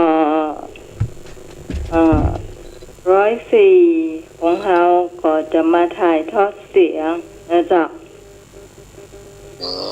เจ้า บัจเจ้ทำว่าแทนเทศบัจเจ้เนาะ เป็นพระป่าต่างหาก ผ้าป่าของวัดดอนตันเป็นผ้าป่าต้นเงินนะเจ้าผ้าป่าต้นเงินบ่มีคั่วบ่มีซักอย่างเนื้อคั่วอย่างนิ่มต้องใส่บ่ทั่วบ่ฟักบ่แตงอย่างบ่เต้าต้องใส่ซักอย่างเอาต้มคากับสตางค์อย่างเดียวเจ้าแต่ละบ้านแล้วมันจะมีการแห่ขบวนของม้านะเจ้าลูกแก้วเนี่ยนะเจ้า โอ้ พระเจ้าเจ้า เจ้านี่ ฮะ พยายามเนาะพยายามเป็นเรื่องเนาะสภาพความรู้อย่างต่างๆก็ต้องแบบเรียกมาเนาะเรียกครูมาเลยเนาะ เจ้าแต่วันนี้นี่บอกเป็นเรื่องในวันนี้นะปากันไปเต้าสุไม้เนอคนที่มันเต้านะ ต้องเปิดจารพยายามหาไผ่ที่สำรองที่เก่งๆตัวเองได้เนาะจะได้ตุ้งยองกับซับอยู่ไก่ละจะมี มันจะสมทบเหรอสมทบ เริ่มถ่ายทอดตั้งแต่9 โมงเนาะก็จริงๆแล้วขบวนม้าอย่างนี้ปลูกคงจะเข้าไม่แรงเพราะคิดว่าจะหลายไม่แรงอ่ะแต่ว่าตังลองอ้อเนาะลองอ้อบ้านลองอ้อบ้านปลาคอยเนี่ยจ้ะปลาคอยเหนือบ้านศรีปินชัยหนองเขียวเนี่ยจ้ะอันนี้เปิ่นก็จะเอาหงตาลเนี่ยไปช่วยเนี่ยจ้ะมีหงตาลตัวไว้จ้ะ ก็จะหาเงินสมทบทุนอย่างก็ สมทบทุนสร้างโบสถ์เจ้าที่สร้างยังมาแล้วเสือเจ้าจ้ะ วัดดอนตันเลยเนาะ เจ้าของวัดดอนตันเลยวันที่28นะเจ้ามาพร้อมกับหมู่อัน ถ่ายทอด แม่น มากับพร้อมกับสถานี เจ้า www. ไวหิน .org เนาะ นี่เปิ่นขอประชาสัมพันธ์เดือเจ้าเนาะประชาสัมพันธ์แล้วก่อนพอดีจะมีการถ่ายทอดเสียง ตั้งต้นที่ไหนอ่ะ เสียงฮะ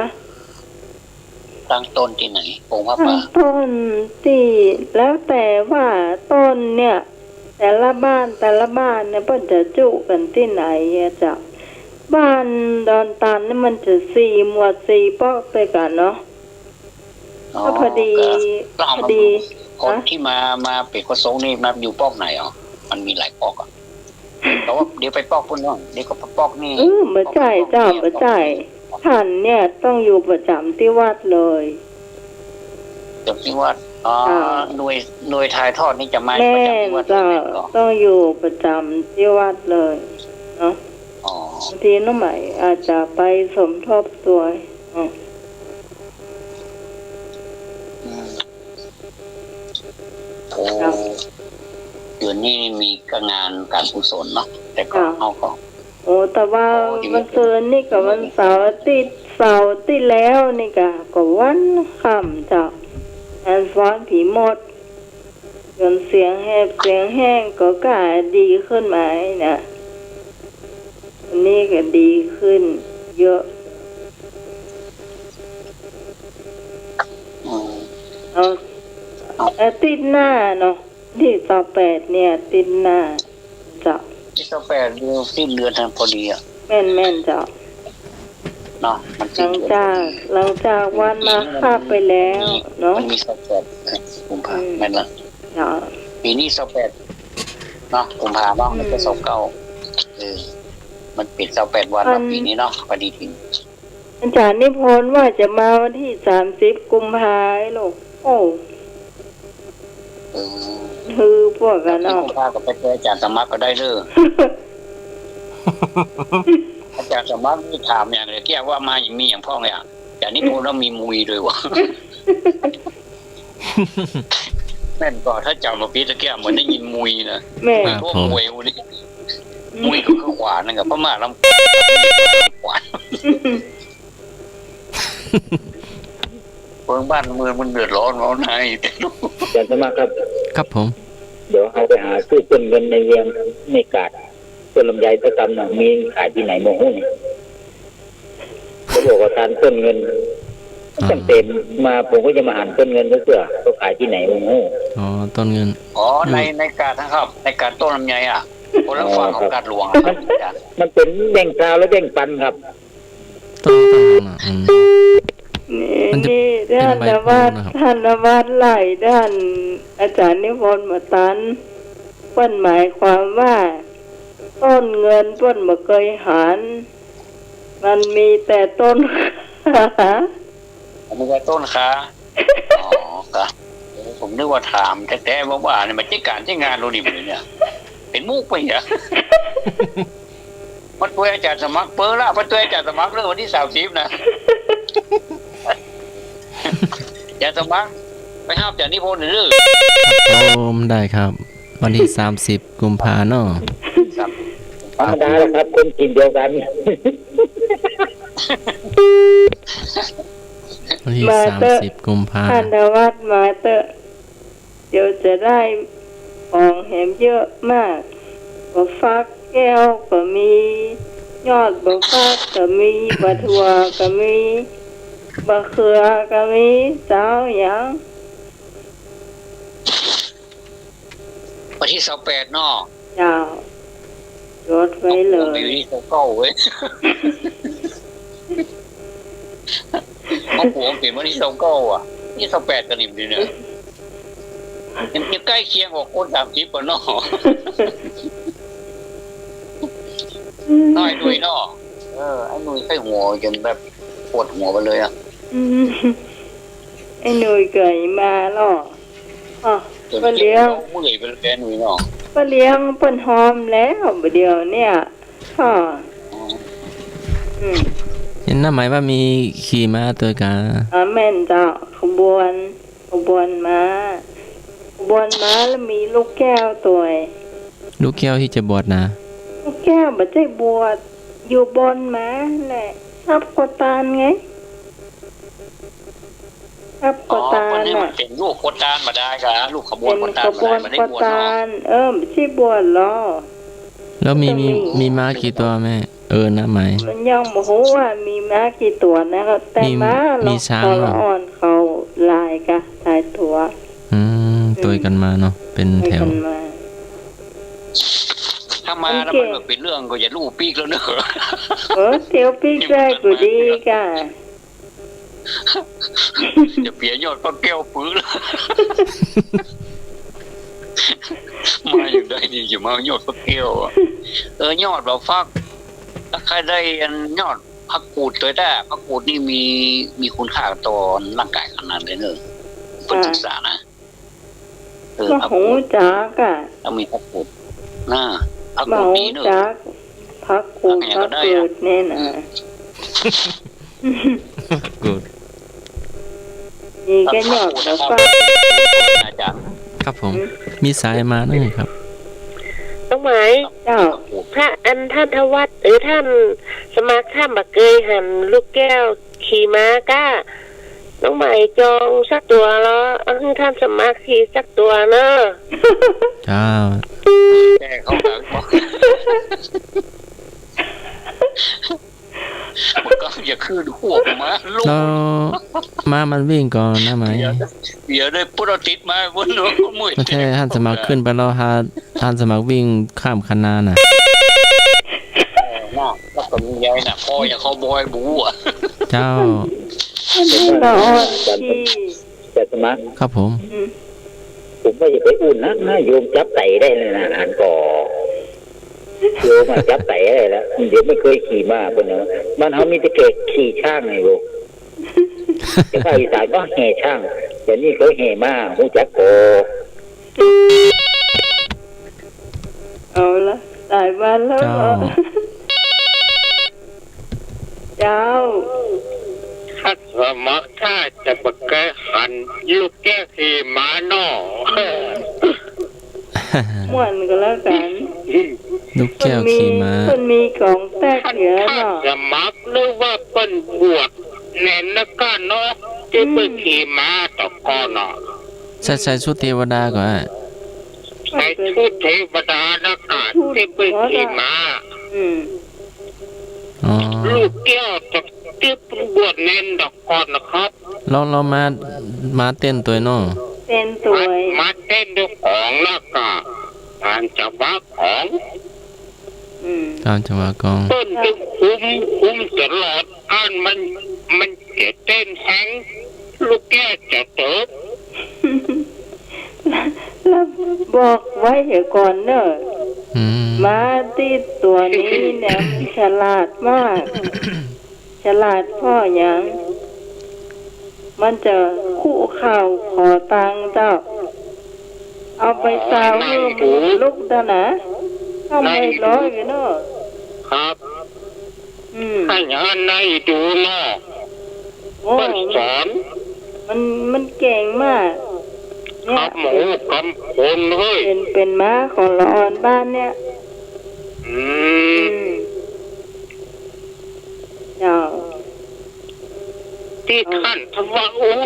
เรื่องพระกูตะจอรำเนอะพระกูตนะ อ่ะ ข้าไม่ละโอ้มาเสีย จอเอาจอเอาขั้วก็ได้หรือขั้ว ตัวก็ได้หมอครับ อืม หมอเนอะ พระ อยู่ กู ตรง ต ไหน นะ หมอ พระกูตนะนะเฮ้ยผมอยู่นะเฮ้ยมาก็ลูกเก็บถึงนะเฮ้ยมาจอ แต่นี่มีก็ให้นักก็ มีครับไปเรียกว่าเขีย มี ม แจ้งเขียมไปแล้วเนาะเขียม อืม มันเป็นยาสมุนไพรตัวนะเนาะ แม่ละมันเป็นตระกูลเฟิร์นแล้วเฟิร์น ครับ บ่หูจัก แต่โบราณ ดีนะมีคนมาช่วยอู้นักอยู่ อืมเจ้าเนาะ พยามารต่อหรือว่า นั่นกะเหล่าเจียกะเหล่าเจียว พยามารยังไม่ได้วางค้อนมุยนะยังไม่ได้เฉลย โอ้ โอ้จะเลยคิดแล้วหรอครับ ยังไม่ได้เฉลยครับ นั่นหมายให้ประชาสัมพันธ์บ้านน้ำใหม่วัดน้ำใหม่ จะเฉลย จะเลยที่ เฉลย เป็น ไปแล้ว กิเลสมันข้ององูครับ อ๋อข้ององู อืม กิเลสมาน เอาอธิบายหน่อยครับมีสายมา เดินมือนักเป็นหน่อยเลยงงเลย โอ้ตะกี้พออธิบายแล้วรู้อาจารย์ อธิบายแล้ว อธิบายแล้วน้องใหม่อธิบายให้อาจารย์สมัครฟังรู้ ปลาล่ามัน5 ทุ่มไป จะเที่ยงคืนแล้วเนาะช่วงกับข้าวต่อไปเขาสามารถเราเชียร์เจ้าเราเชียร์เนาะจะได้ก็อยู่ด้วยกันจบรายการก็แล้วกันเนาะไหนๆก็ไหนๆลูก พวกนี้ลูกเจ้าเลย ท่านทวัฒน์นี่ก็ต้องได้เสียงนักวันนั่นเกิดไปลืมพกน้ำมาให้น้องใหม่เต้เนาะอย่างก็ที่อมแล้วหายไอนะอ๋ออมละไอยาลาไม่ใช่อย่างก็หน่วยไปหน่วยนะเอาไปหน่วยมาขำป้อมกะเจ้า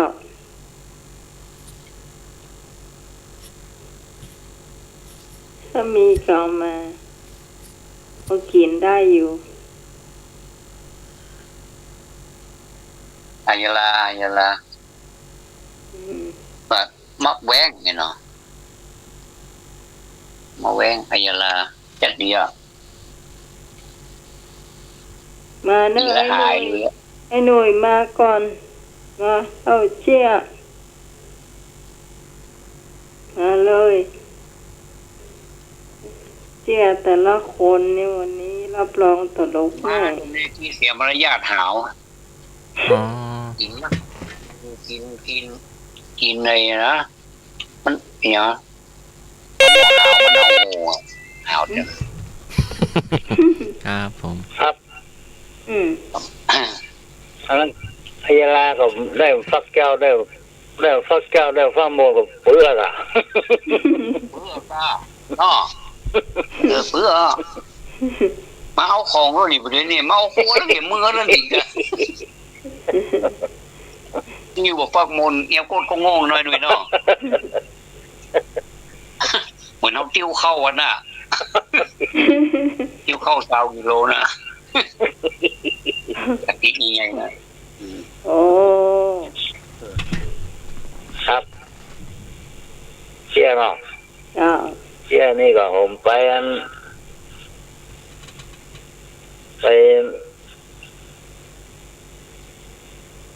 ดูแปลของเนาะในการหนึ่งรัดไปเอาครัวเปิดเนี่ยเข้าแถวไปมูไว้หรอกินเข้าแถวไปมูสำหรับแถวคนมันยาวเนาะ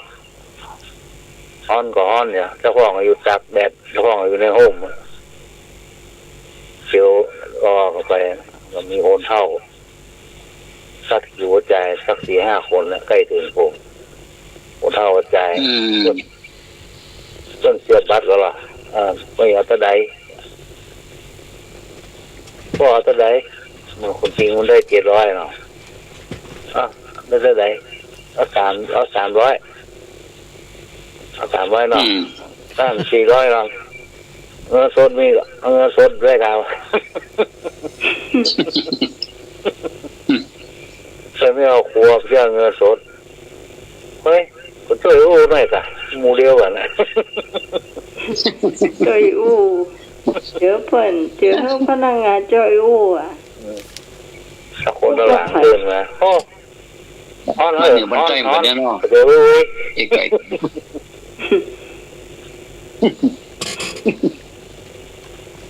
ครับ1 เรื่องเงี้ยท่านสมัครเลยก็แล้วก็นี่2 คนไม่ลูกไปว่าใจหรอแม่เป็นคนเท่าตัวน้อยติ้วแขนก็ซ่าไปหรอนำหน้าไปตาแม่ไปทำโซนนะครับเดียวกันแล้วกันนะติ้วซ่าไปเสียแขนแม่ไปตัวต้นแม่อันนี้โซนเนี่ยโซนแฟบ แม่เอาอย่างอันนี้ยาสีฟันเอาพูดถึงนั้นน้ำยาอาบน้ำปะยาปิดนี่เป็นแซ่บโอ้ยแม่เขาได้2-5 บาทหรือไงวะ โอ้เพิ่มให้ไม่มีได้2-5 บาทโอ้ยซองไงก็ดูมือสตางค์พอกันวะ ครับ มีสปอร์ต จบแล้วครับ โอ้พี่จบจ้า ฮะ พี่จบจ้าสองไม่ลูก กำลังมันกำลังมันอยู่ สองไม่ลูกนี่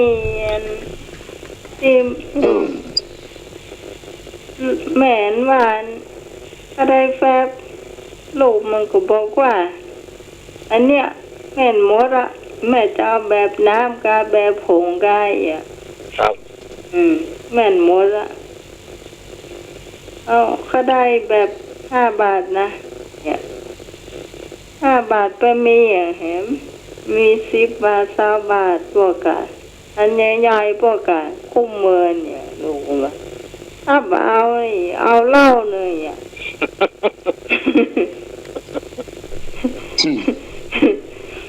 เมาเอาเหล้าเลยขู่แม่วันนั้น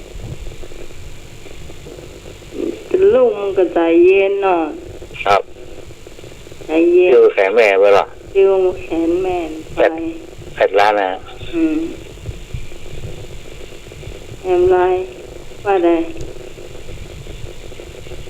นี่เขาได้อย่างเอาเลือกอย่างบอกเขาเล่นรักดูเมืองกลางบอกเขามีอย่าง มันก็ต้องหวานลูกของมันเนี่ย ครับ มันได้อันแต่เอียเนาะ ครับ ตุจีนเนี่ยกะเพื่อไทยคือบอกเอาหน้าก็ไอ้ดูมตามมันเสี่ยงอยู่หมดเนาะตั้งแต่บัดก็ตึงเฮืออยู่แล้วก็เริ่มมา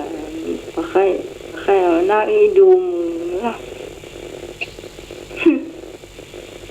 อันนี้ก็จบแต่ ครับ ลายอื่นเหรอลายอื่นมีเดี๋ยวมีลายหนึ่งมีอันนี้ก็สองไม่ลงเหมือนกันนะเรือนครัวแม่ไปเอาครัวมาแล้วไปเอาผิดก็คือเกิดว่าเป็นอันรีมอาบน้ำรีมอาบน้ำวันนี้แปลงอีกเลยอีกแล้วร้อยไปกันว่ากูเติบซื้อจ้าถึงอันนี้ขวดมันน้อยเหียร้อยไปกันว่าอีกแล้วไอ้ยังพ่อหำกำมาถึงบ้านละมาพร้อมกำมันเป็นโลชั่นทาผิวไม่ใช่ครีมอาบน้ำสักคำเจ้าจบจบข่าวฮะ เดี๋ยวดีกว่าท่านสมัครกะท่าน อยากสมัครของเล่นก้อมเกินอ่ะ ก้อมเกิน ปัญญาเจียก้องนิมนต์ ครับผม พอดีไปฟังเทศงานศพเนาะสามีแม่หลวงจันตาแม่หลวงฝ่ายเห็นเสียเนาะพอไปหมาหูกระต่ายกับหมาเสากล้วยก็ไปรอก่อนแล้วอะพอไปจะขึ้นบันไดไปมาดีใจว่าเต้นไปเต้นมาเจ้าจบ จบแล้วจบข่าว แล้วก็ว่ามาก็มาร่วมฟังพระสงฆ์พระอาจารย์เทศฟังสวดอภิธรรม เจ้าอีกเรื่องหนึ่งเนาะ มันทัดหมาย เรื่องหนึ่ง มันไปงานศพมาเนาะแล้วก็ถวายพระทหารเป็นปิ่นโตเนาะ อืม พอลงมาที่กุฏิเนาะก็มาตัวหลังมาเจ้าก็เลยสันพิจารณาแล้วสันแล้วก็แบ่งให้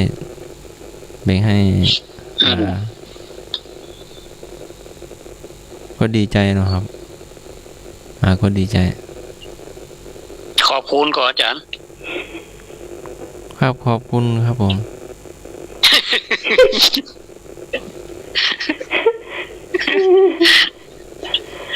ขอบคุณว่าใจพ่อโหก็ได้ยินก็รู้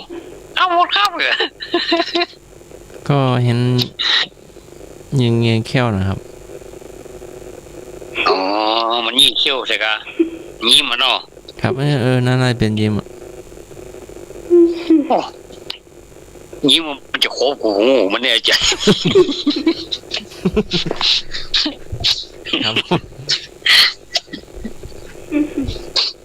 ก็หิวเป็นก็ตัวมานะครับ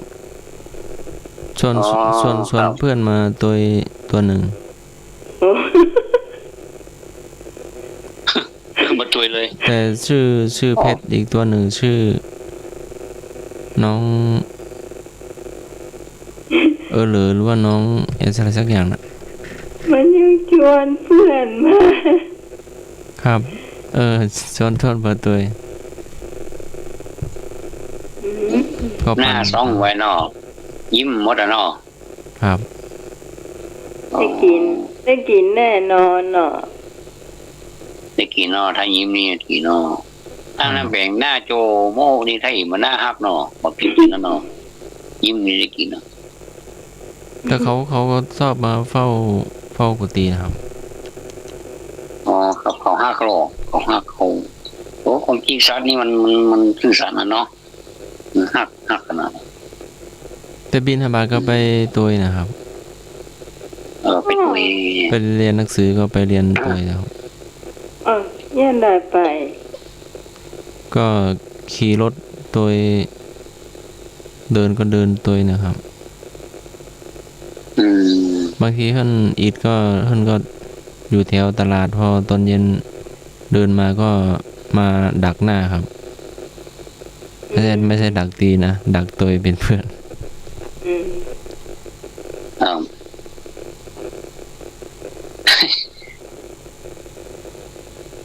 ก็มาบางทีเขาน่าจะคุยกันก็เห็นมาขู่กันแล้วก็คุยกันแล้วก็หันเราแล้วก็ไม่กัดกันนะครับ มันให้คุยกันหูเรื่องนะจ๊ะเนาะ แต่เราก็มองย้อนไปนะมองเหลียวโลกมาดูหมานะครับ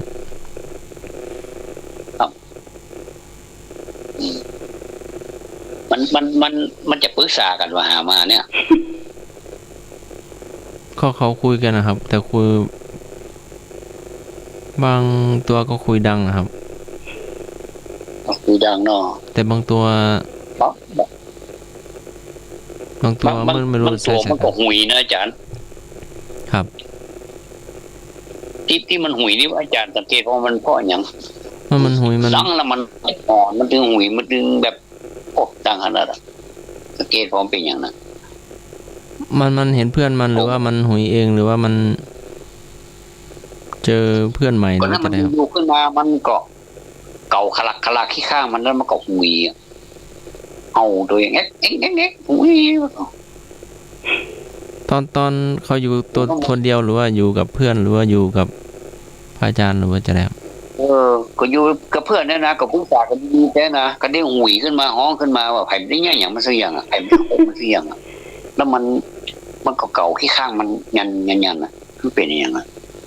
หรือว่าไม่ได้อาบน้ำก็เป็นขี้กักไม่ได้อาบน้ำหลายวันก็ มันเก่าแล้วมันที่จะม่วนตัวเจ็บตัวอย่างไรก็ม่วนคันมันน่ะเนาะแล้วก็หุยขึ้นอ่ะหุยขึ้นโฮขึ้นตั้งเลย นี่เขา อย่าสังเกตว่ามาหุยคนนี้แล้วก็คนปอกอ่ะ มันจะห้องไปไหนครับห้องหรือว่า มันจะห้องแล้วมันหุยอย่างเพื่อนนั้นหุยหอนอย่างก็มันเปิ้นจักระฆังทำวัดน่ะก็ อ๋อเป็นแบบนั้น มันถ้าจะคันมันเนาะมันยังไงอ่ะถึงคันถึงเจ็บเนาะอีดูเหมือนกันเห็นว่ามาหุยของมีว่าผมเคยอ่านน้ำเตือนอ๋อเพิ่นว่ามาหุยว่ะ มันไม่ใช่อ่อนนะกันมันหุยนะครับ แล้วเพื่อนๆมาเคกะโลก่อนหรือว่ามาเกาหลังให้ ก็มันจะเก่าก็เก่าบ่ได้อันนั้นมันแปลงตาขวางอ่ะมันเจ็บจนคันๆนึกว่ามันอย่ามาแกล้งแล้วก็มันก็เลยต่างขวางแต่มันเล่นมากล้ามันช่วยกำรอตาคนก็มากล้าเข้ามาช่วยอ่ะมาตัวนี้มันขี้มิ่งหรอจันมาขี้มิ่งด้วยนะ คิมิงเป็นยังไงครับมีสายมาหนึ่งครับ มันเจอ แล้วดังก็ โอ้ เจ้า อาจารย์สมัครเหรอ ครับผม เจ้า ขออภัยแม่ขออู้คำหนึ่งเรื่องของสุนัขมันเถอะ อ๋อเนาะนี่เป็นพระ พระอาจารย์อยู่จำวัดอยู่วัดไหนเนาะ จำได้ที่เขาโทรมาที่ก่อนถามมาอย่างดีกว่า พระอาจารย์ทวัดจะอีกเรื่องหนึ่งเนาะ เจียเนาะ อันนี้อยู่ในช่วงเล่าเจียอย่าเนาะ เจ้า มีคนหนึ่งมันขยันเข้าเนาะขยันเข้าตาลายเนาะก็เตียวซื้อเตียวมาซื้ออะไรมากินถึงแบบมันถึงหายยากกระมอยนะเนาะถึงตาลายมันก็เตียวไปอ่ะ แต่มันระหว่างที่มันเตียวไว้นี่มันจะมีร้านหลายร้านนะเนาะมีร้านมิดร้านมุ้ยร้านอะไรอย่างเงี้ยตีมิดตีมุ้ยอย่างแล้วก็แหมร้านพวกมันไปจะหลายมันถ้าจะตาลายมันก็เข้าไปในร้านมีดอะร้านที่เป็นตีมีดตีมุ้ยอะไปสร้างงั้นเข้าผัดวะ เปิดแล้วตีมุ้ยตีมีด โอ้ข้างหัวแหละมันตลกนะเนี่ย ครับผม มันเข้าไปสั่งข้าวผัดอาจารย์ถ้าข้าวผัดร้านตีมีดอ่ะมันจะขายหมดนะ สังฆพัดร้านตีมีด แล้วมันอย่างนี้อย่างไรน่ะก็ร้านตีมีดหน้าดำคำเกลียดอย่างอ้อนไปอย่าง ข้าวผัดจานเนออ่ะข้าวผัดถุงเนออ่ะมันขยันเข้ามันตาลายแล้วเข้ามันบอกว่าร้านอย่างเป็นร้านอย่างหน้ามืดตลอดไอ้นั่นก็ว่าจ้างยังไงจุงโจอ่ะเจ้าเทียนไหนอ่ะ อะไรนะเจ้าเทียนนะเป็นมีดเป็นมุ้ย เจ้าเอาอะไรนะครับ เจ้ามุ้ยเจ้ามีดเทียนไหนจะขายเฮือนากาแล้วหมอนี่ไปสั่งข้าวผัดในร้านตีมีดตีมุ้ยแล้วมันจะได้กินคนเนี่ยผมว่าเนี่ย มันจะโลดบัตร ไม่จะเป็นลมนะกะ มันจะเป็นลมขม่ากันเนาะอันนี้ยังมาผิดร้านนู่นนี่เนี่ยเขาไปสั่งหน้าซื่อนะเสียงดังด้วยนะข้าวผัดทุ่งเนี่ยข้าวผัดห่อเนาะอย่าไปกินบ้านเลยเนาะหิว เป็น จัด บ้าน ตาลาย บ้านนี่เป็นลมนะ แม่เข้าไปในร้านตีมีดตีมุยว่ะโอ้อภัยมันเนี่ยเนาะเป็นเจ้าบ้านไหนก็บอกโง่มันให้เข้าไปแอมซ้ามันผมมีดผมมุย แค่บ้านเฮาเนอะมันใช่บ้านเขาไปไหนก็บอก มาอันอย่างมาเลยมาจบเปียมาไหนก็ไหนแล้ว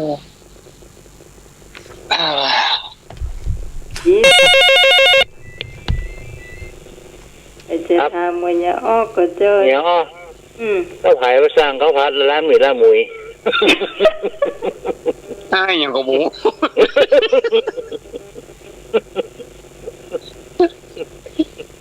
มันด่ามันลายเนาะ เจ้าของร้านมีว่าอะไรนะ ไอ้นั่นก็มิ่งเอาเทียนได้ลูกกองอ่านโปรโตขยะขยงได้หายหมดเที่ยวมาบุญเวียนแน่กะมันเอามีละมุยอยู่เจอโอ้โห แล้วมาล่างนะ จะลายเนาะเป็นไปได้หรือ ต เนาะ ลาดกินกับบะตาลแล้วเนาะกินบะตาลนะ เป็นเอาไปจะแก้เกลือกะหรืออ้ายเป็นอย่างเต็มตังมันบ่พอเนี่ยจะเอาสักเทียนเนี่ยจะไปลาบอีกก็ได้รู้จะเอาไปลาบอีกก็ นอนตันเรื่องเหี้ยมเลยอย่าไปลาบกินนะ แกพูดอย่างเอาไปลาบไหนก็เอาที่หมอคมจัดๆนี่เนอะคมหมอๆนี่จะไปลาบมันแก้กันได้เนาะอันนี้มันฟังออกมาให้คนมันกลัวเราอ่อนเบ้านไหนก็ผู้ เคยเข้าเวียงอ่ะ ที่เขาเดี๋ยวจะฮะ ว่าตั้ง เอ้า ลง อย่างอ้อ ตั้งลงบะดาบว่าตั้งลงบะดาบใช่บ้านเฮา เอาผ้าถุงซ่อมจ้อมต้องใช้มือ มันย้ายนึกว่านะคะใช้ตะเกียบบะจ่างเอามันเนาะ กลัวเสียงตัง สาระก็พันแล้วนะมีละมุยซ่อมมันต้องใช้มือ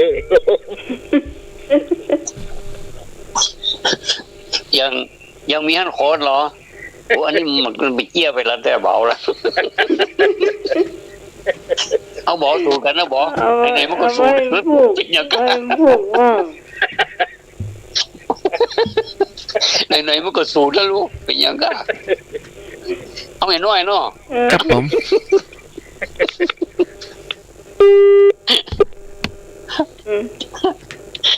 เข้าไปในร้านแล้วปุ่นไปสั่งก๋วยเตี๋ยวแล้วพอเอามันกระจอนน่ะ มันหมูจากตะเกียบเตะมือเป็นเลขสอง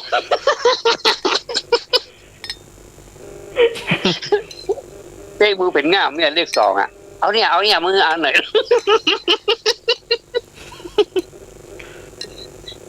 ยาววันไหนก็ตีเป็นเลขสองอ่ะเป็นง่ามไหมน่ะเลขสองแล้วก็ดิ้นมือตัวนะเอาอย่า ความคิดว่าได้ทานมวยล่ะ ใช้ภาษาใบ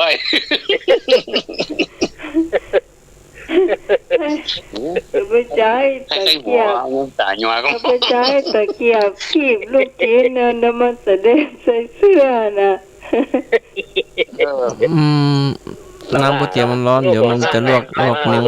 เหมือนมีนยาป่ะหมอนักหมูเรื่องของเราอย่างมันจะไปตัดเต้นก๋วยเตี๋ยวมาเอามีนยาปะฮือว่ะโอ้ยนะ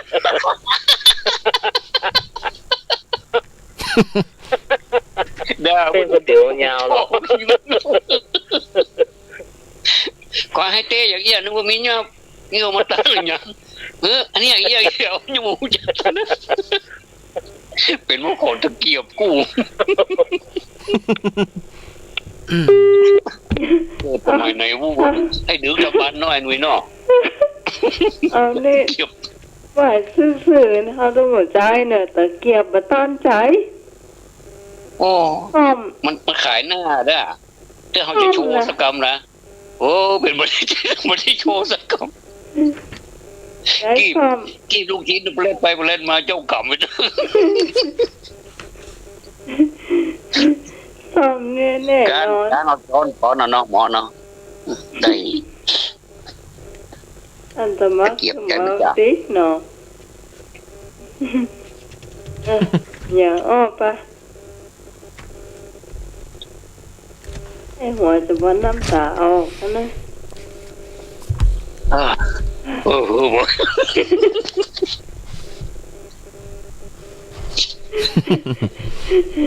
มันจะมีไหมคนอย่างเงี้ย น้ำตาไหลแล้วก็พระอาจารย์ ครับไปเต้แบบเงินไกลเนี่ย ยาอายุวัฒนะเนาะ ก็ ค มา รับ บอกว่าน้องเกลืออย่างนี้อ่ะ สวัสดีครับ บอกแล้วว่า จะ เอา เลื มี อก นับ ก๋วยเตี๋ยวแล้วอาจารย์ตักลูดเด้อตักลูด ตักกระลูด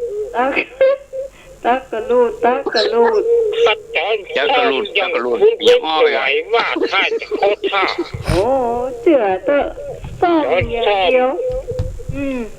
ซ่อม จานนี้มันตักมันลูด สู้เอาแต่เกียร์พี่แล้วปันอึดแต่ขันอื่นเลยนะ ลืม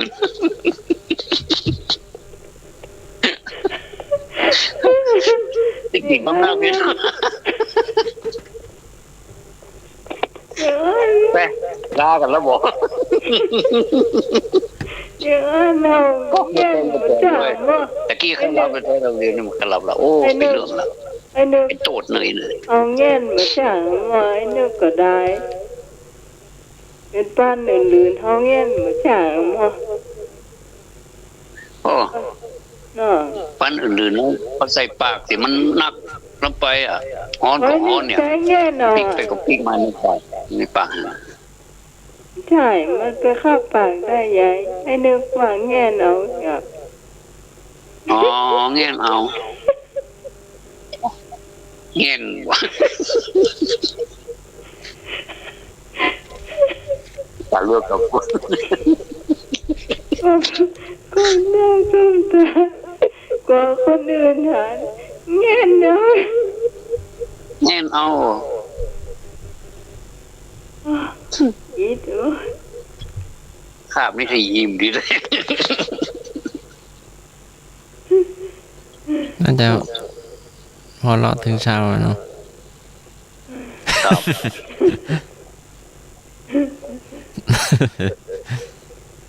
มีวันรออาจารย์ ครับผม ผมก้างแค่หัวเมื่อคืนบนตีสองอ่ะ โอ้ ก้างได้ยินเสียงลูกเก้าอยู่อ่ะโอ้กูก้างแล้วนี่อ๋อเป็นว่าวันเสาร์อ่ะผมก้างแล้วมันเป็นข้าวมันติดอ่ะเนาะ ครับ มันข้ามไปวันนั้นมันข้ามไปตีสองแล้วเนาะนอนอ่ะก้างแค่หัววะ แล้วเราชวนถ้าจะมาหัวเราะเตอร์ครับ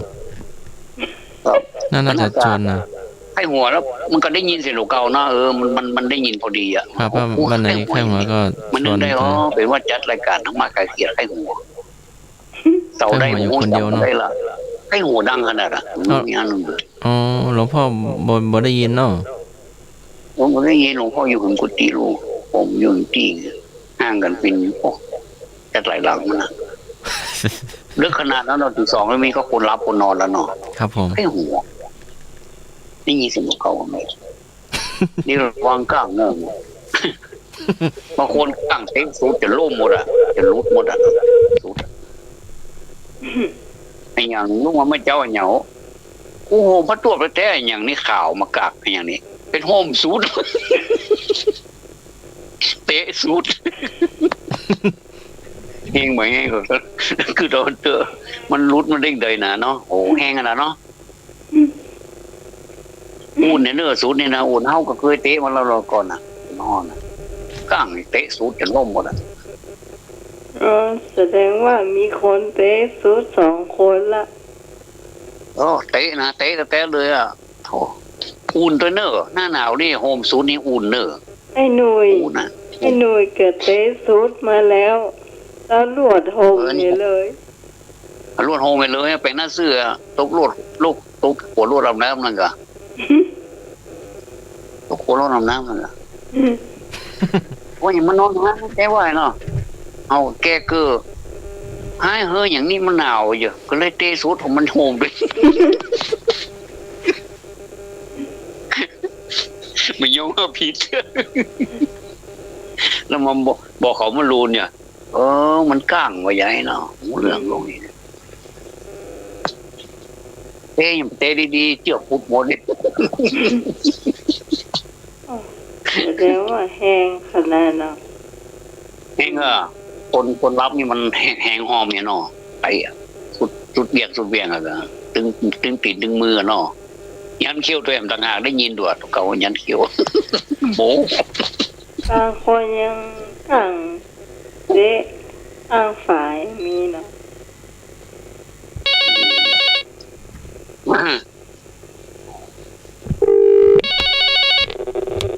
ได้หรอ อ้าว ได้หรอ น่าเที่ยวฟังยังพูดอ่ะดูเหรอ หมดพ่อจะฟังจะเฟิงพูดหมดแล้วแห้งนะหนุ่ยแห้งอ่ะพูดจำโคตรได้ยินอยู่อ่ะจะมันตื้อเว้ยพูดไปต่อไปแล้วดึกคือเราเนาะโฮมสุดเฉยเลยอ่ะสบายขนาดเลยคุ้นอ่ะ อ๋ออุ่นอ่ะ อันนี้เกี่ยวความมาดูเลยเขาเรื่องเกี่ยงไหนรอดมาแล้วมันแก้มาได้เกี่ยงไหนรอดนี่มันเหนียวกวางนี่มันยังรูดหน่อยังฟูดหน่อ ครับ แห้งโคงนอนรับงาแห้งขนาดไอ้หนุ่ยอะไรไอ้หนุ่ยใช้ตีทีบเหรอ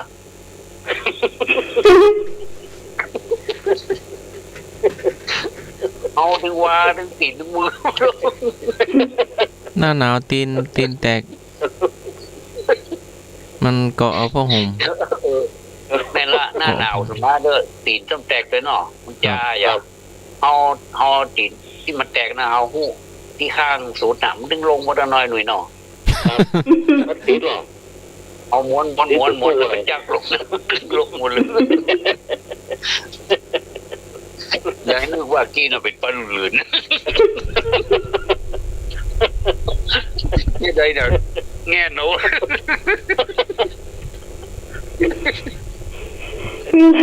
เวลากินก๋วยเตี๋ยวนะ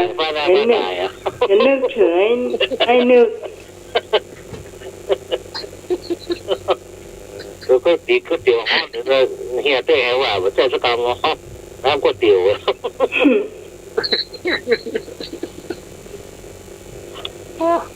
จะตายจะวายเลยเขาว่าอย่างไอ้หัวกันคือค่าๆอะไรอย่างรายการอะไรอย่างไหนเนาะ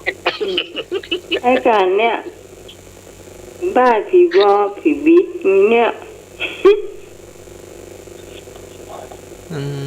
หัวเราะเนาะเป็นช่วงหัวเราะ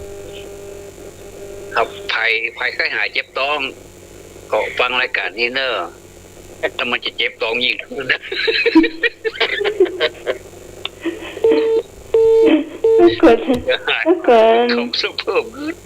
จะเจ็บท้องเพิ่มขึ้นเนี่ย เอาละแล้วบอก ก็จะล่าเจ้าเลย เจ้าเที่ยงคืนนะเนาะ เที่ยงคืนแล้วก็ลาเลยเด้อ ลาเล โอ้ ย วันนี้ไม่นวนไม่สมยังดับวิ่งถ้าอยากฟังให้หัวคนเดียวกัน ไม่ได้ทำกับข้าวสักกรรม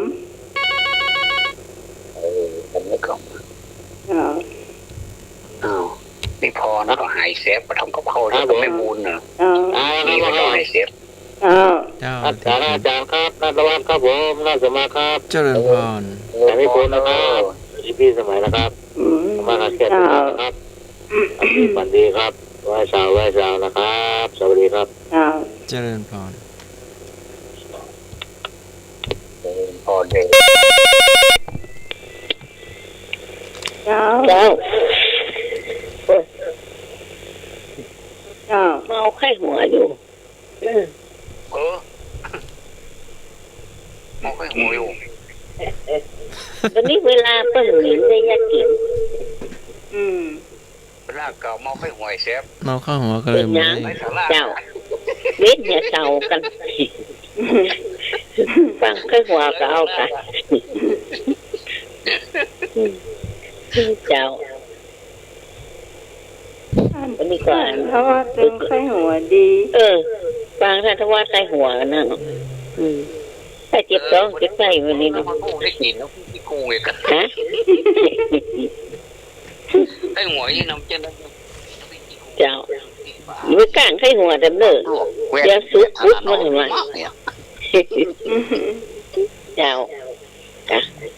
เจ้าไปสาธาจารย์เนอะสาธาจารย์ไปสาท่านทวัดเลยเนอะ ป้าสมัครตัว เจริญพร จ้าวันนี้น้องใหม่ตัวน้อ จ้า สวัสดีไอ้หนุ่ยไอ้เลิกตัวนะทุกคนที่มาหลับมานอนผู้ปากันใหม่เนาะ จ้า เจ้าวันนี้เจ้า จ้า เจ้าแม่บุญ แม่บุญ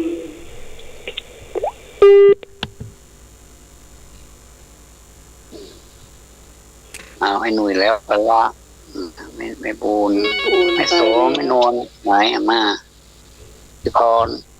ของต้นฝ้ายมา เจ้าเมื่อคืนนี้นะไข้หัวจนนะนี่แปลว่าจ้ะไข้หัวขนาดเลยอดไข้หัวได้จ้ะ โอ้ ไม่ พี่พร เพิ่นว่ารายการนี้เป็นรายการไข้หัวนะมันคลายเครียดได้ดีนะเจ้า ปัจจัยเอานึกว่าโอ้โหเป็นผีบ้าเราบอกเป็นเนาะ ทุกท่านหยุดรับฟังดีนะเจ้า พี่พรน้องนุ่มหวานรายการนี้ ส เป็ วัน สดี นั่น เจ้าจ้า เจริญพรเราดูบูดไปไอ้เซฟ พี่พรหมู ไป ตั ไอ้ ว เซฟ พันธวัฒน์น่ะเป็นนั่นเป็น เอาถึงข้อกอข้อขอซะยังอ่ะข้อกอถามพี่ข้อขอ เอามา ผีบ้าอย่างเอาข้อไหนอ่ะ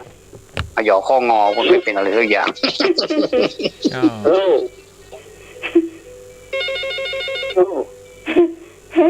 เจ้าจากไหนเนาะ ฮัลโหล ครับผม เจ้า ครับผม ได้ยินชัดเจน แต่จะจบเวลาแล้ว ฮะฮะ อาจารย์นมาเหรอ ครับผม จากไหน อาจารย์ ครับ มาหรือเปล่า แม่นแล้ว ฮัลโหล ครับผม ได้ยินก็ครับ ฮัลโหล เอ๊ะเพิ่นไม่ได้ยินเสียง ไม่ได้ยินเสียงเหรอครับผมได้ยินชัดเจนครับผมแม่นแล้วครับ พระ ผมพระกิจครับ พระกิจอาจารย์อยู่วัดเนะครับผม แจ้งไปแล้วไงที่ปางโม่ ปางโม แจ้งไปแล้วเคยออกไปโหนเมื่อคืนที่ถ่ายเมื่ออาทิตย์ที่แล้วอะถ่ายปัญหา ครับผม โยมอำเภออย่างเจ้า ฮะ อำเภออย่างเจ้า อะไรนะ อยู่อำเภอหนังครับผม เบอร์087ไม่โยมอำเภออย่างเจ้า พระอาจารย์อยู่อำเภอหยัง ฮะ จำวัดอยู่อำเภอหยังครับ จังหวัด อำเภอปังโม่ไง อำเภอปางม่วง เออ จังหวัดหยังครับผม ตึกสิงดาวนี่ไง อ๋อ อำเภอ อ๋อปากโม่จังดาวอาจารย์ วัดเนี้ยวัดในนะไม่ใช่วัดนอกเนี่ยพุทธเรียนนะ วัดปากโม่จังดาวที่เขาจะขึ้นไปฝากอาจารย์ อ๋อ ได้ปัญ นี่จุด หา ซ้ายมือ ที่มีนาคอยู่ตัวมั้ง อะไรนะ แปลงปากโม่ มี เชียงดาว หัวหน้า เชียงดาวครับ เชียงดาวอ๋อพระอาจารย์ธวัฒน์รู้เนาะที่ พระ บ้า กิ น จ เกิ เนี่ย ด พระกิจอะ พระกิจครับผม ครับ ที่ตลาดเรียกตลาดทำกับทุกคนรับแต่ว่าไม่รับประกันอยู่ตลอด อืม อ๋อ เข้าใจ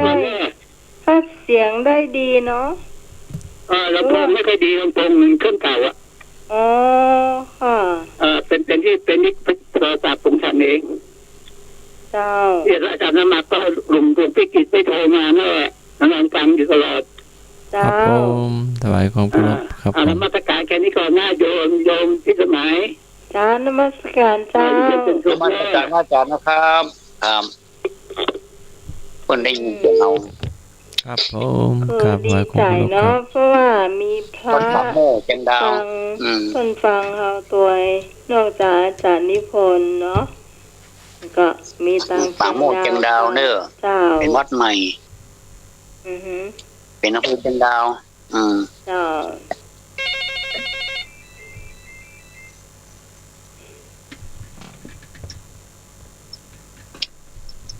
สวัสดีเจ้า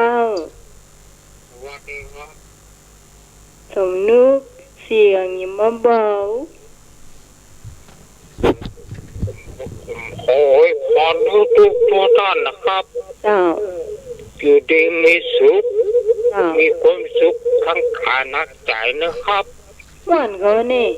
ครับวันนี้ม่วนดีเข้าหัวจุกเจ็บต้องเอ็นต้องวิ่งขี้กันนะครับสวัสดีครับ เจริญพรเด้อ เอ็นต้อง ปิดตาให้หนุ่ยนะอยู่ค่อยหัว ปิดตาท่าทวัดนะจูบเบิ่งไข้หัว มาเด้อข้าวไผ่เห็มเตรียมได้ลำได้ลาเตื้อขอเจิญเจ้าอาจารย์นิพนธ์มาเด้อ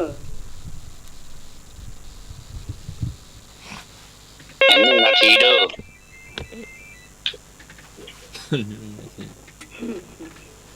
เจ้า ก็ได้เวลามันมีช่วงติดภาพก็บทหนึ่งแล้วก็ก่อนสัก30 บทนะครับพระอาจารย์ทั้งสองสิ่งใดมีเกิดขึ้นธรรมดามิเก่งมิเกร่งกับเวลาสิ่งนั้นมีเกิดก็ไม่เห็นเป็นร่างกายเอ่ยนานย่อมดับกระชั้นบ่ยั้งยืนยงโชคดีมีชัยสดใสทั่วหน้าแม้ล่วงเวลาเปลี่ยนผันน้ำค้างข้างพาวเหมือนล้าวลมรันเวลาสุขสันต์ช่างเปลี่ยนเร็วไววันนี้จากลาวันหน้าพบใหม่ปัญหาใดๆขอให้ล่วงเลยให้หลับฝันดีสุขีสเบยความทุกข์อย่าเผยล่วงเลยผ่านไปธรรมะวันนี้มีดีมากหลายแม้จะวุ่นวายช่วยคลายเครียดทันปัญหาสนุกทุกคนสุขสันต์พรุ่งนี้อีกวันพบกันเหมือนเดิมกราบนมัสการพระอาจารย์ทั้งสองแล้วก็เจริญพรคุณโยมพิสมัยแล้วก็ญาติโยม มาตรการครับ ครับผ ทุ ม กคนที่เป็นแฟนรายการธรรมะขายเครียดวันนี้ขอกราบนมัสการและขอเจริญพรครับผม ครับผม นมัสการ ครับ เจ้า ครับผม ครับผม ขอบคุณนักตีเขียนบทกลอนและจะถูกใจ ต่อไป อันทวัฒน์และเจ้า